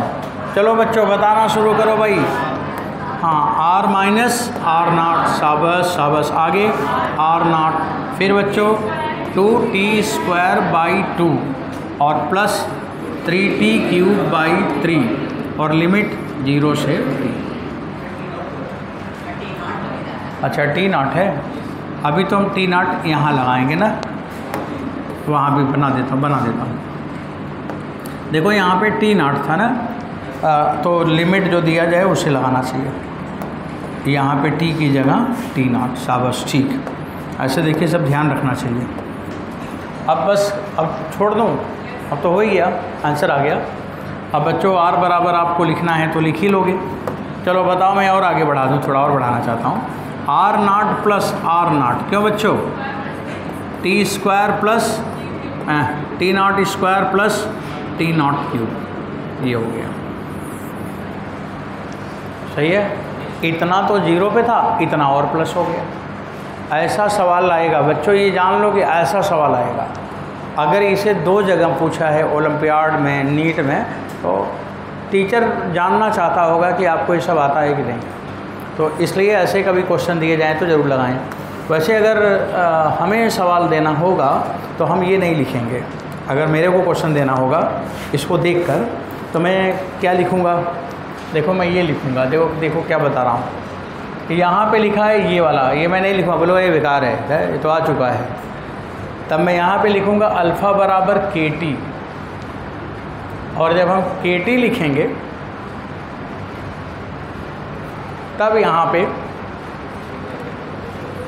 पे क्या हो जाएगा? ये अल्फ़ा की वैल्यू आप KT लिखोगे? नहीं, वो भी नहीं सही है, वो भी बदलूँगा। मैं जो बताना चाह रहा हूँ तो बताया ही नहीं। बच्चों मैं अल्फ़ा बराबर लिखूँगा K/T, अब सही हो गया। अब जब K/T करोगे तो log आ जाएगा। थोड़ा मैथ बढ़ा दी।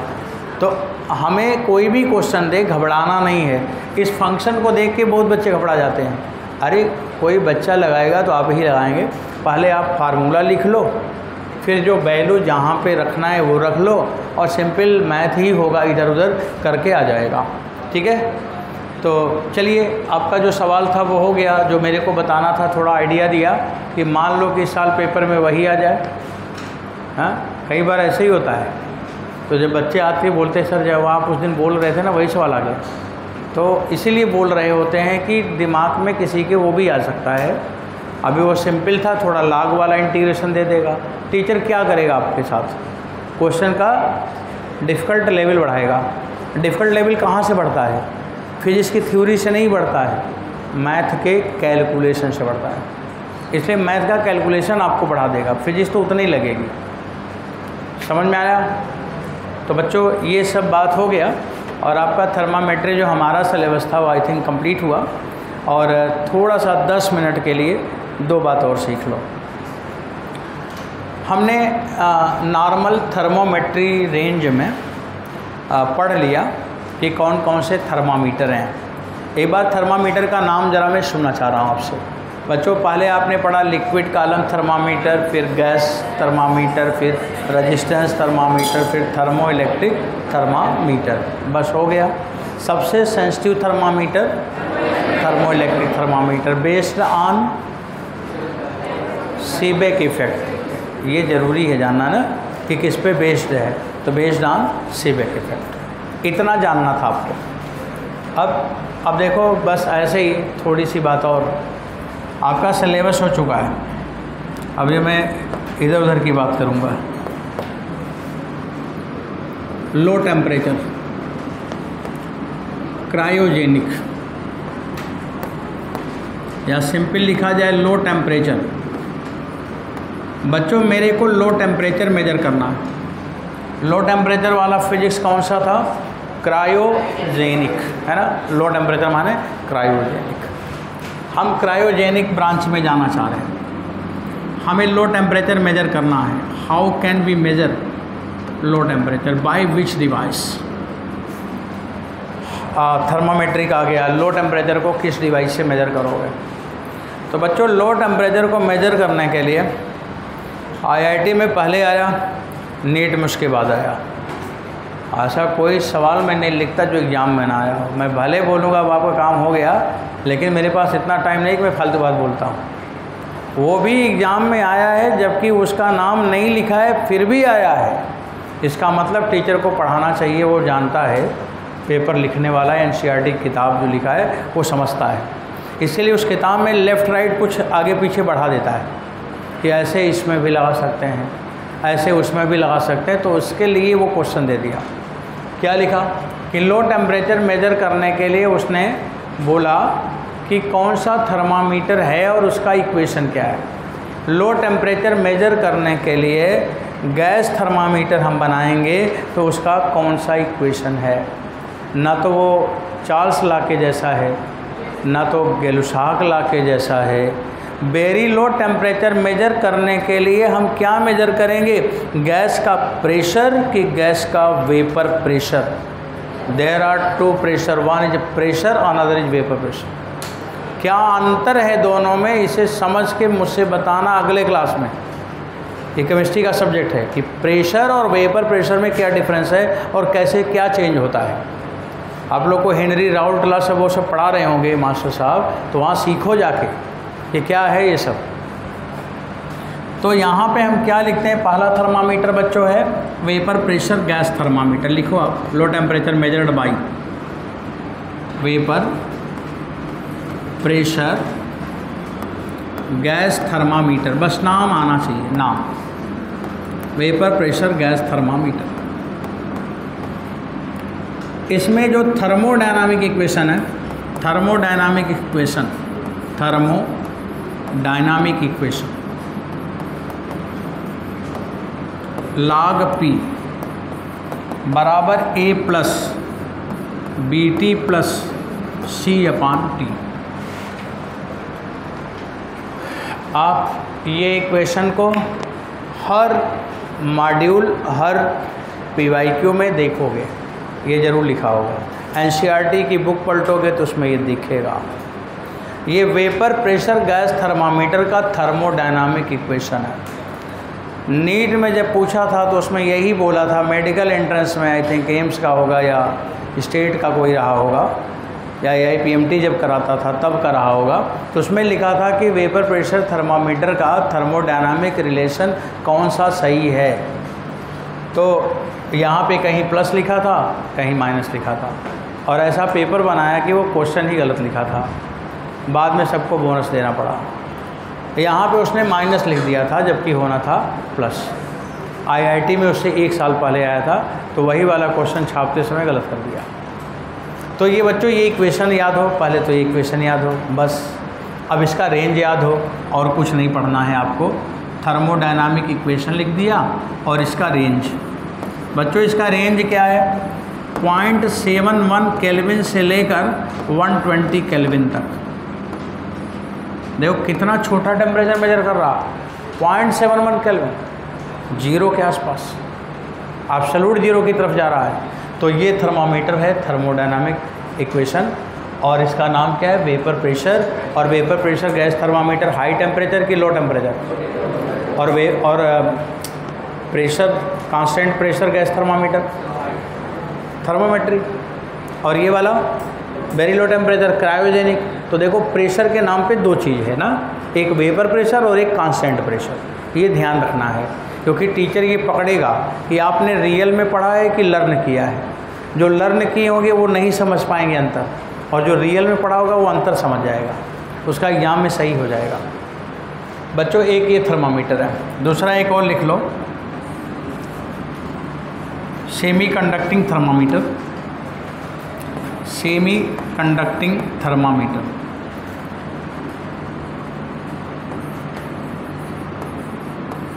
सेमी कंडक्टर के प्रॉपर्टी पे यह है, semi conducting thermometer, germanium thermometer, तमाम नाम लिख सकते हैं।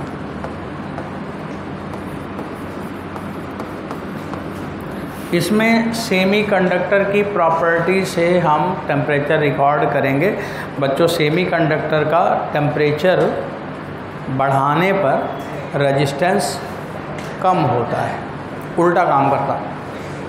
इसका नाम वैसे है जर्मेनियम थर्मामीटर। क्या नाम है, जर्मेनियम, क्योंकि सिलिकॉन और जर्मेनियम हम 2 सेमीकंडक्टर पढ़ते हैं जिसमें जर्मेनियम अच्छा होता है, लेकिन हम सिलिकॉन का भी बना सकते हैं, इसलिए मैंने सेमी कंडक्टिंग लिखा है, पर उसका नाम क्या है, जर्मेनियम थर्मामीटर। और इसका जो बच्चों टेम्परेचर रेंज है, टेम्परेचर जो मेजर करते हैं वो लेस देन 4 केल्विन, 4 केल्विन से कम तक हम रिकॉर्ड कर सकते हैं। मतलब 4 केल्विन से कम कितना भी, जीरो भी, पर 4 केल्विन तक हम अच्छे से मेजर कर सकते हैं। इसकी जो फिलॉसफी है वो कहाँ तक के लिए वैलिड है, less or equal to 4 kelvin, बस ऐसे, less or equal to 4 kelvin, very low temperature. अब आपको कोई और थर्मामीटर की ज़रूरत नहीं है, फिर भी मैं एक थर्मामीटर और बोलूँगा, इसलिए बोलूँगा कि आप जिस शहर में हैं उस शहर का इन्वेंशन है, वो यहाँ पे थर्मामीटर बना है, और उसको बनाए थे मेघनाथ साहा। मेघनाथ साहा ये वेस्ट बंगाल के थे, और उस समय जिस समय वो वेस्ट बंगाल में थे तो वो पढ़ने में बहुत तेज़ थे और इनके पिताजी राजा टाइप के थे, कोई स्टेट के वो गवर्नर थे, सब कुछ अच्छा था और अच्छे थे, इसलिए वहाँ से इनको भेजा गया सबसे अच्छी जगह पढ़ने के लिए। और उस समय सबसे अच्छा पढ़ने का इंस्टीट्यूट इलाहाबाद यूनिवर्सिटी है, इलाहाबाद यूनिवर्सिटी था। इलाहाबाद यूनिवर्सिटी में उनको भेजा गया क्योंकि सबसे ज़्यादा विद्वान लोग यहीं रहते थे। तो इलाहाबाद में आए और वो बिल्डिंग जो आज मैथ डिपार्टमेंट है, बॉटनी डिपार्टमेंट है, बस दो ही बना था, एक बॉटनी वाला और एक मैथ वाला। मैथ वाले डिपार्टमेंट जो बना है वहीं पे इनका स्कूल था, वही स्कूल था, वहाँ पे ये पढ़ने आए। पढ़ने में बहुत अच्छे थे, अपना रिसर्च वर्क जो भी करना था कर रहे थे, सीनियर अच्छे टीचर साइंटिस्ट के साथ। फिर वहाँ पे वेस्ट बंगाल में लड़ाई हो गई कोई आपस में, या अंग्रेज़ों के साथ लड़ाई चली रही थी, तो इनके घर के सारे मेंबर को मार डाला गया। एक भी लोग इनके घर में जी नहीं रहे थे, सब मर गए और ये यहाँ पे थे। किसी अगल बगल के लोगों ने इनको इन्फॉर्मेशन दी तो यहाँ से गए, एक भी मेंबर इनको अपने घर का नहीं मिला। अभी दूसरा इंसान होता तो डिस्टर्ब हो सकता था, तो इनके दिमाग में आया कि अब जो होना है वो तो हो गया, मेरा तो पूरा सब कुछ समाप्त हो गया, लेकिन हम समाप्त तो होने नहीं देंगे, हम इस परिवार को जीवित रखेंगे और हिस्ट्री में जीवित रखेंगे।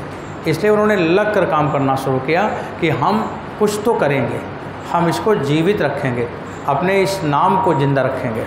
और बच्चों फिर वहाँ से वापस आ गए। अब इनके पास रहने के लिए जगह नहीं था, कहाँ रहें, पैसा वैसा जो आता था वो ख़त्म। पहले बड़ी महंगाई होती थी, अब तो बहुत सस्ता है। पहले सब न पढ़ पाते और न सब कहीं कुछ कर पाते, कुछ नहीं, बहुत मुश्किल जीवन था, बहुत मुश्किल जीवन था पहले। इसके बाद वो यहाँ पे आए, अब वो रहें कहाँ, प्रॉब्लम आ गई। तब वो जो कंपनी गार्डन है वो पहले का ही बहुत पुराना गार्डन है, वो वहाँ पर जो गार्डनर था उसके पास गए, बोले कि मैं आपके यहाँ कुछ काम वाम कर लूँगा, मेरे को कुछ काम दे दीजिए, कुछ काम करना चाहता हूँ, ऐसे ऐसे मेरे घर की ख़राब कंडीशन है। तो उन्होंने बोला ठीक है, पानी वानी तुम फल इसमें डाला करो, पेड़ में पानी वानी डालने का इनको काम मिल गया। अब ये अपना स्कूल जाते थे, यूनिवर्सिटी जाते थे, गार्डनर को पता था ये बात कि बच्चा पढ़ता है कहीं, और इसके बाद फिर वो आते थे, पानी वानी डाले वाले, शाम के टाइम में चटाई बिछा के पेड़ के नीचे बैठ के पढ़ा करते थे, क्योंकि लाइट वेट तब नहीं था, उस समय लाइट वेट नहीं था। उस समय क्या होता था कि छोटे छोटे लैंप लगाते थे और उसमें एक आदमी ऑयल डालता हुआ चला जाता था, केरोसिन ऑयल, और एक आदमी पीछे से लैंप जलाता हुआ चला जाता था, और उस बगीचा के चारों तरफ कैंडल जैसी लाइट लैंप की जलती रहती थी। और फिर वो शाम के टाइम में वहाँ पे जो इस यूनिवर्सिटी के जो सबसे हेड थे, मतलब जो प्रिंसिपल साहब थे उस समय के, वो अपने घोड़े पर बैठकर उस बगीचे में टहलने जाया करते थे। अब वो रोज़ जाते थे और इनको रोज़ देखते थे कि कोई बच्चा है बैठ के पढ़ता रहता है। एक दिन आंधी तूफान आ रही थी और वो अपना किताब कापी लिए, चटाई लिए, पेड़ से एकदम चिपके हुए थे कि कहीं किताब उड़ न जाए, कहीं उनको डिस्टर्बेंस ना हो, और तेज़ आंधी आ रही थी। और वो भी अपना खड़े हो गए वहीं पे, वो भी देखे कि देखिए आज जो बच्चा आया है कि नहीं, आंधी में वो है कि नहीं। वो देखते हुए वहाँ तक आ गए और देखे वो सिमटे दुमटे बैठे हुए थे वहीं पर।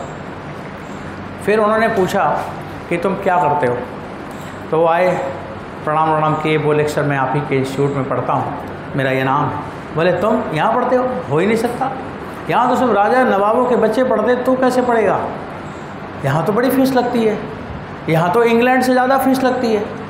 इलाहाबाद वो जगह है कि जहाँ पे वर्ल्ड का सबसे ज़्यादा फ़ीस पेमेंट हुआ करता था, इंग्लैंड से ज़्यादा फ़ीस। कोचिंग भी जब बनी थी, यहाँ शुरू हुआ था, तो यहाँ से ज़्यादा फ़ीस इंडिया में और कहीं नहीं था कोचिंग का। वो कम मैंने किया है, यहाँ की फ़ीस बहुत ज़्यादा होती थी, कोई पढ़ा नहीं सकता था, लोग खेत बेच के पढ़ाने के लिए यहाँ पे आते थे। ये काम मैंने किया है कि यहाँ की फ़ीस लोवेस्ट इन इंडिया कर दिया, सबसे कम कर दिया, ये मेरी वजह से हुआ है। यहाँ बड़ी फ़ीस लगती थी, किसी से पूछोगे तो बताएंगे, सबके बस में नहीं था। और सबसे पहले कोचिंग यहाँ पे बनी हुई है पूरे इंडिया की, और वो पहली कोचिंग थी कृष्णा कोचिंग। इसके बाद कोचिंग सोचिंग लोग सुना कि कोचिंग भी कुछ होती है, तब इसके बाद लोग कोचिंग खोलना शुरू किया, और उस कोचिंग को चलते हुए लगभग 100 साल से ज़्यादा हो गया, 110 साल पुरानी कोचिंग तब से चल रही थी। तो बच्चों यहाँ पे फिर अगली बात आती है कि वो बोले कि तुम यहाँ कैसे पढ़ सकते हो। बोले सर नहीं, मैं आप ही के यहाँ पढ़ता हूँ। ठीक है, बोले ठीक है, तुम मेरे को कल आके ऑफिस में मिलना। ये गए तो अपने टीचर, वो टीचर को ये गए उनके ऑफिस में, तो जो इनको पढ़ाते थे उनको बुलाए प्रिंसिपल साहब कि बताओ कि इस बच्चे को जानते हो। तो बोले सर ये बच्चा अगर ना रहे क्लास में तो पढ़ाने का मन नहीं करता। उन्होंने बोला कि सर मैं केवल इस बच्चे की वजह से पढ़ाता हूँ और सारे बच्चों को पढ़ाता हूँ केवल इसी को देख देख कर। ये बहुत बुद्धिमान बच्चा है, बहुत इंटेलिजेंट है, ये बहुत ज्ञानी बच्चा है। बोले अच्छा। फिर पूछे कि तुम्हारी ऐसी क्या दशा हो गई, क्या है? तो उन्होंने सारी बात बताई। तब बच्चों उन्होंने अपने ऑफिस का प्रिंसिपल साहब ने 2 टुकड़ा किया, मतलब 2 पार्ट, उसमें ईंट जुड़वा दिया, ऑफिस का 2 भाग कर दिया और 1 भाग इनको दे दिया। बोला कि अब तुम कहीं नहीं जाओगे, यहाँ रहोगे, मैं तुमको पढ़ाऊँगा, यहीं रहो, यहीं पढ़ो। और बच्चों आज भी वो ऑफिस है, कभी इलाहाबाद यूनिवर्सिटी में जाएं फिजिक्स डिपार्टमेंट में, वहाँ पे इलेक्ट्रॉनिक लाइब्रेरी, फिजिक्स की जो लाइब्रेरी है, फिजिक्स डिपार्टमेंट की लाइब्रेरी, उसके सामने जाते समय राइट साइड में 3रा कमरा, वहाँ पे लिखा है मेघनाथ साहा चैम्बर। आज भी इनके हाथ के बनाए हुए बैटरी, सेल, तमाम चीज़, इनके कपड़े, इनके सारी चीज़ें वहाँ रखी हुई हैं। उसी में रहते थे, वहीं पे रहते थे, सब रखा हुआ है। और उसको म्यूज़ियम बनाना था, अभी तक नहीं बन पाया, हो सकता बन ही जाए कभी। इन्होंने बहुत सारे लॉ पेटेंट कराए हैं, बहुत सारे लॉ पेटेंट कराए हैं और सारे लॉ इलाहाबाद यूनिवर्सिटी के नाम पर, अपने नाम पे पेटेंट नहीं करा। ऐसे साइंटिस्ट अपने नाम पे कोई चीज़ नहीं पेटेंट करा। आप डालिए गूगल पे मेघनाथ साहा नाम डालिए, उनकी थर्मल की इतनी अच्छी किताब है कि लोग उस पर रिसर्च करते हैं। सामान्य लोग पढ़ ही नहीं सकते, न्यूटन के लॉ जैसा नहीं लिखे हैं कि क्लास 4th का बच्चा समझ ले। इनके लॉ को समझने के लिए PhD करना पड़ता है। सीवी रमन के लॉ को समझने के लिए मास्टर डिग्री के बाद पढ़ना पड़ता है। ये लोग ऐसे इंटेलिजेंट थे कि सामान्य 6-7 के बच्चे पढ़ लेंगे इनकी बात, उनके बस की नहीं थी। इतने हायर लेवल के लोग थिंकर थे बच्चों। उन्होंने ये थर्मामीटर बनाया था जो अब बताने जा रहा हूँ। और ये थर्मामीटर सबसे पहले लो टेम्परेचर मेजर करने के लिए जापान में यूज़ किया गया, जहाँ पे 10⁻⁻8 केल्विन का टेम्परेचर हमने रिकॉर्ड किया। ये थर्मामीटर था इनका। तो बस उसी का नाम लिख लो बच्चों, अपने जगह की बात है। आप जहाँ पे हैं, ये जगह के बारे में आपको सही नहीं पता है, बहुत सारा बात हम ही बताएंगे, जगह टाइम बताएंगे कि आप कहाँ पे हैं, यहाँ पे कैसे कैसे लोग हैं। एक लोग झूंसी में हैं, अब उनको कब नोबेल प्राइज़ मिल जाए कोई ठिकाना नहीं, नोबेल प्राइज़ के रेस में चल रहे हैं। बहुत सारे लोग यहाँ पे टीवी कंप्यूटर पे पहली बार आवाज़ लाने वाले MC शर्मा अभी 30 दिन पहले मर गए। वहाँ पे बंगलौर में कंप्यूटर पे पहला आवाज़ उन्होंने लाया था। सुपर कंप्यूटर मिला था मोतीलाल को। पहला सुपर कंडक्टर बनाने वाले BK अग्रवाल, बालकृष्ण अग्रवाल, इलाहाबाद यूनिवर्सिटी के। फाइबर केबल बनाने वाले ऑप्टिक्स का JK इंस्टीट्यूट, इलाहाबाद यूनिवर्सिटी। यहाँ इतने इन्वेंशन हुए हैं, हो रहे हैं, उतना कहीं नहीं होता, पर यहाँ लोग हल्ला नहीं मचाते, काम करते हैं। बाकी लोग ज्ञान नहीं है, कूदते हैं ज़्यादा, और जान आता नहीं एक अक्षर। इसलिए ज्ञानी बनो, धैर्य से रहो, ऐसे शहर में हो, वहाँ का आपके अंदर इमेज आ जाए। बच्चों आगे बढ़ते हैं, बस एक लाइन जल्दी से। मैग्नेटिक थर्मामीटर, ये भी लिख लेना चाहिए, है हमारे सिलेबस में, मैग्नेटिक थर्मामीटर नाम से। बच्चों magnetic thermometer based on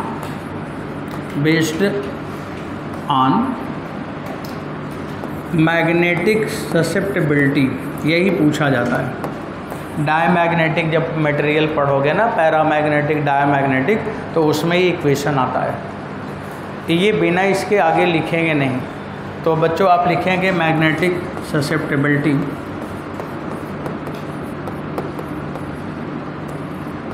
susceptibility, और ये काई लिखा जाता है, KHI। इसका नाम क्या है KHI, जिसमें H साइलेंट है, तो KHI में क्या हो गया, काई, इसे बोलते हैं काई। और इसकी वैल्यू होती है 1/, टेम्परेचर। तो जैसे जैसे टेम्परेचर बढ़ता जाएगा, टेम्परेचर घटता जाएगा, मैग्नेटिक मटेरियल की एक्सेप्टेबिलिटी, सेंसिटिविटी बढ़ता जाएगा। इसलिए लो टेम्परेचर पे सबसे अच्छा काम करता है। और बच्चों यहाँ पे हम जो मेज़र करते हैं temperature less than 1 kelvin, 1 kelvin से कम, उस 4 केल्विन से भी अच्छा हो गया।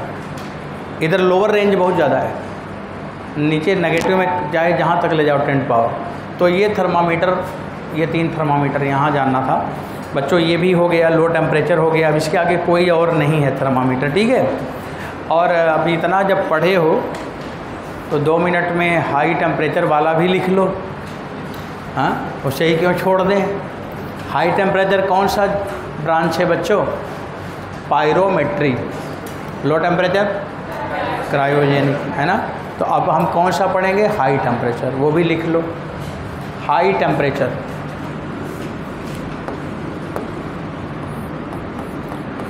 हाई टेम्परेचर ब्रैकेट में लिखना T greater than 1000 kelvin, 1000 kelvin से ज़्यादा हम टेम्परेचर रिकॉर्ड करेंगे। तो बच्चों ये पायरोमेट्री है, तो हाई टेम्परेचर मेजर्ड बाई,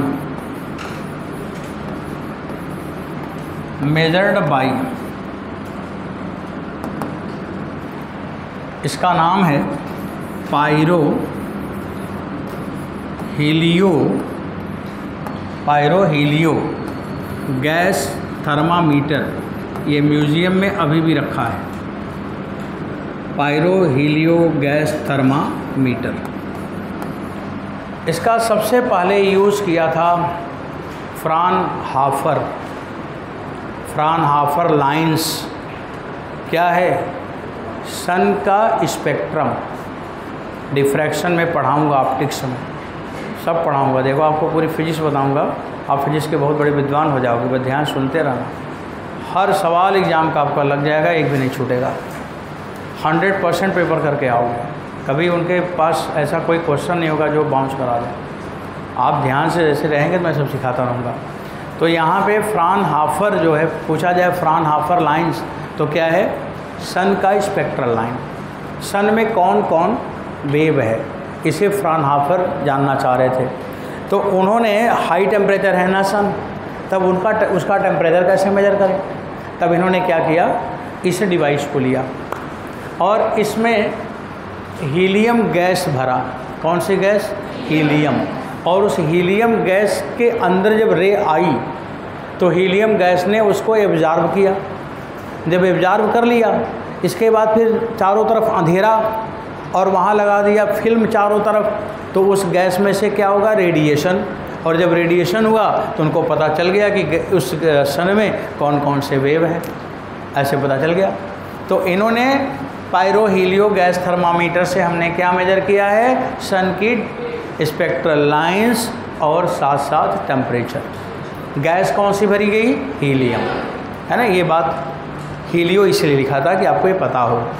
बच्चों ये किस पे बेस्ड है, ये बहुत बड़ी बात है कि पूछता है टीचर कि किस पे बेस्ड है। तो बेस्ड ऑन स्टीफन्स लॉ। कौन law, Stefan's law. Stefan's law क्या है,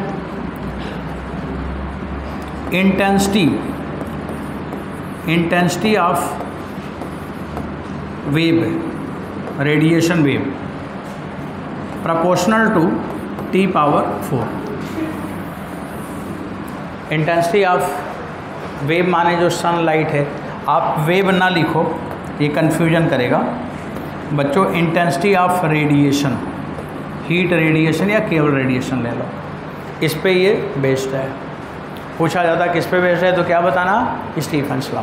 यही आता है, यही पूछा जाता है केवल कि पायरोमीटर किस पे बेस्ड है, स्टीफन्स लॉ।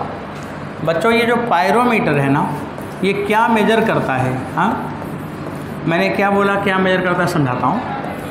जैसे मैं बता रहा हूँ, जैसे मैंने आपसे बोला कि बताओ बच्चों थर्मो इलेक्ट्रिक थर्मामीटर से क्या मिलता है, तो आप बताओगे ना, बैटरी बनता है, ईएमएफ बनता है, फिर उसमें करंट आता है, फिर हम टेम्परेचर बता लेते हैं, इसलिए तो डिजिटल बोला। डायरेक्ट क्या वो टेम्परेचर मेजर किया है? तो क्या ये डायरेक्ट टेम्परेचर मेजर करेगा? अगर किसी भी मटेरियल का मेल्टिंग पॉइंट क्या 5000 केल्विन होगा, 20000 केल्विन होगा? ये तो बोला ना 1000 केल्विन से ज़्यादा कितना भी, 10⁷ केल्विन कैसे मेजर करेगा? उसमें तो सारे मटेरियल पिघल जाएंगे। फिर ये बच्चों ये क्या मेजर करता है? It measure wavelength. क्या मेजर करता है? वेवलेंथ। इसीलिए इसका नाम है रेडिएशन थर्मामीटर। क्या नाम है? Radiation thermometer. यही लिखना है। तो pyrometer measure wavelength, measure wavelength. बच्चों ये वेवलेंथ मेजर करता है। जैसे मान लो कोई भट्टी है ना, वो भट्टी मान लो कि वहाँ पे बालसन पे जल रही है और हम वहाँ नहीं जा सकते, बहुत गर्मी है, हम पायरोमीटर को यहीं रखेंगे यहाँ, और वहाँ से जो वेव आ रही है वो इस वेव वो क्या करेगा? उस वेव को एब्जॉर्ब करेगा, एक्सेप्ट करेगा, और इसके बाद वो खट से टेम्परेचर बदल देगा। आपको तुरंत टेम्परेचर आ जाएगा कि वहाँ पे भट्टी का ये टेम्परेचर है। ऐसे कोरोना वाला भी कर रहा होगा। अगर आदमी को गर्मी है तो उसके सर के सामने रखा तो वो रेडिएशन तुरंत मेजर किया और खट से टेम्परेचर में दे दिया। ये वाले थर्मामीटर हम वहाँ पे भी यूज़ कर सकते हैं, यहाँ भी यूज़ किए होंगे। तो बच्चों ये लिखा है कि मेजर वेवलेंथ ऑफ वेव, इसलिए इसको रेडिएशन थर्मामीटर कहते हो। और यहाँ पे आपको याद होगा बच्चों, लेमडा टी बराबर कांस्टेंट वीन्स लॉ। क्या? Wien's law. तो अगर आपको लेमडा मिल गया तो टी का मान आ जाएगा। इसे कौन सा लॉ बोलते हैं? Wien, WIEN, Wien's law. पढ़ाऊँगा, है आपके सिलेबस में, अभी वैसे नाम जान जाओ। इसका पायरोमीटर का नाम है रेडिएशन थर्मामीटर, रेडिएशन थर्मामीटर। बच्चों ये मैं ऑल अबाउट थर्मोमेट्री कवर हो गया।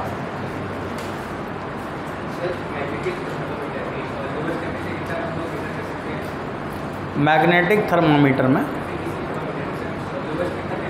लोवेस्ट टेम्परेचर अभी तक उसी से मेजर किया गया है, 10⁻⁻8 केल्विन। 0 केल्विन कब आएगा? नहीं, 0 मैं बोल रहा हूँ ना, 0 कैसे आएगा? चलिए थोड़ा सा बात कर लेते हैं। इन्होंने बोला है कि 0 केल्विन हम कैसे मेजर करेंगे। बात तो सही है, 0 केल्विन आएगा तो मेजर करेंगे। अब 0 के नीचे तो होता ही नहीं है, एब्सोल्यूट 0 के नीचे कैसे जाएगा? -10 केल्विन तो लिखने का कोई मतलब है नहीं। हाँ ये हो सकता है कि 10⁻−1000 हो सकता है, 10⁻−1000, लेकिन ये 0 तो नहीं है।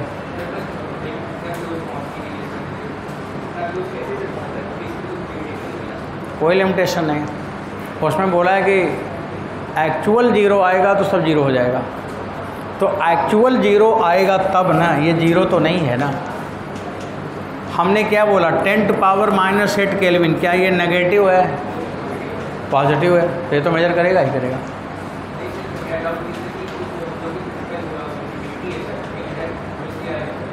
क्या चीज़? फिर से बोलो, क्या है?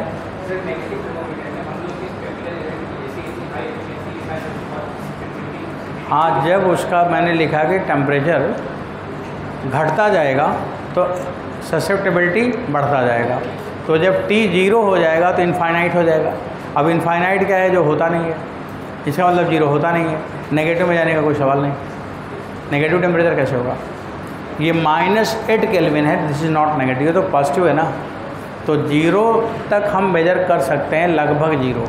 अब 0 एक्चुअल में ना होगा ना मेजर करना की ज़रूरत पड़ेगा। जब होगा नहीं तो मेजर कैसे करोगे?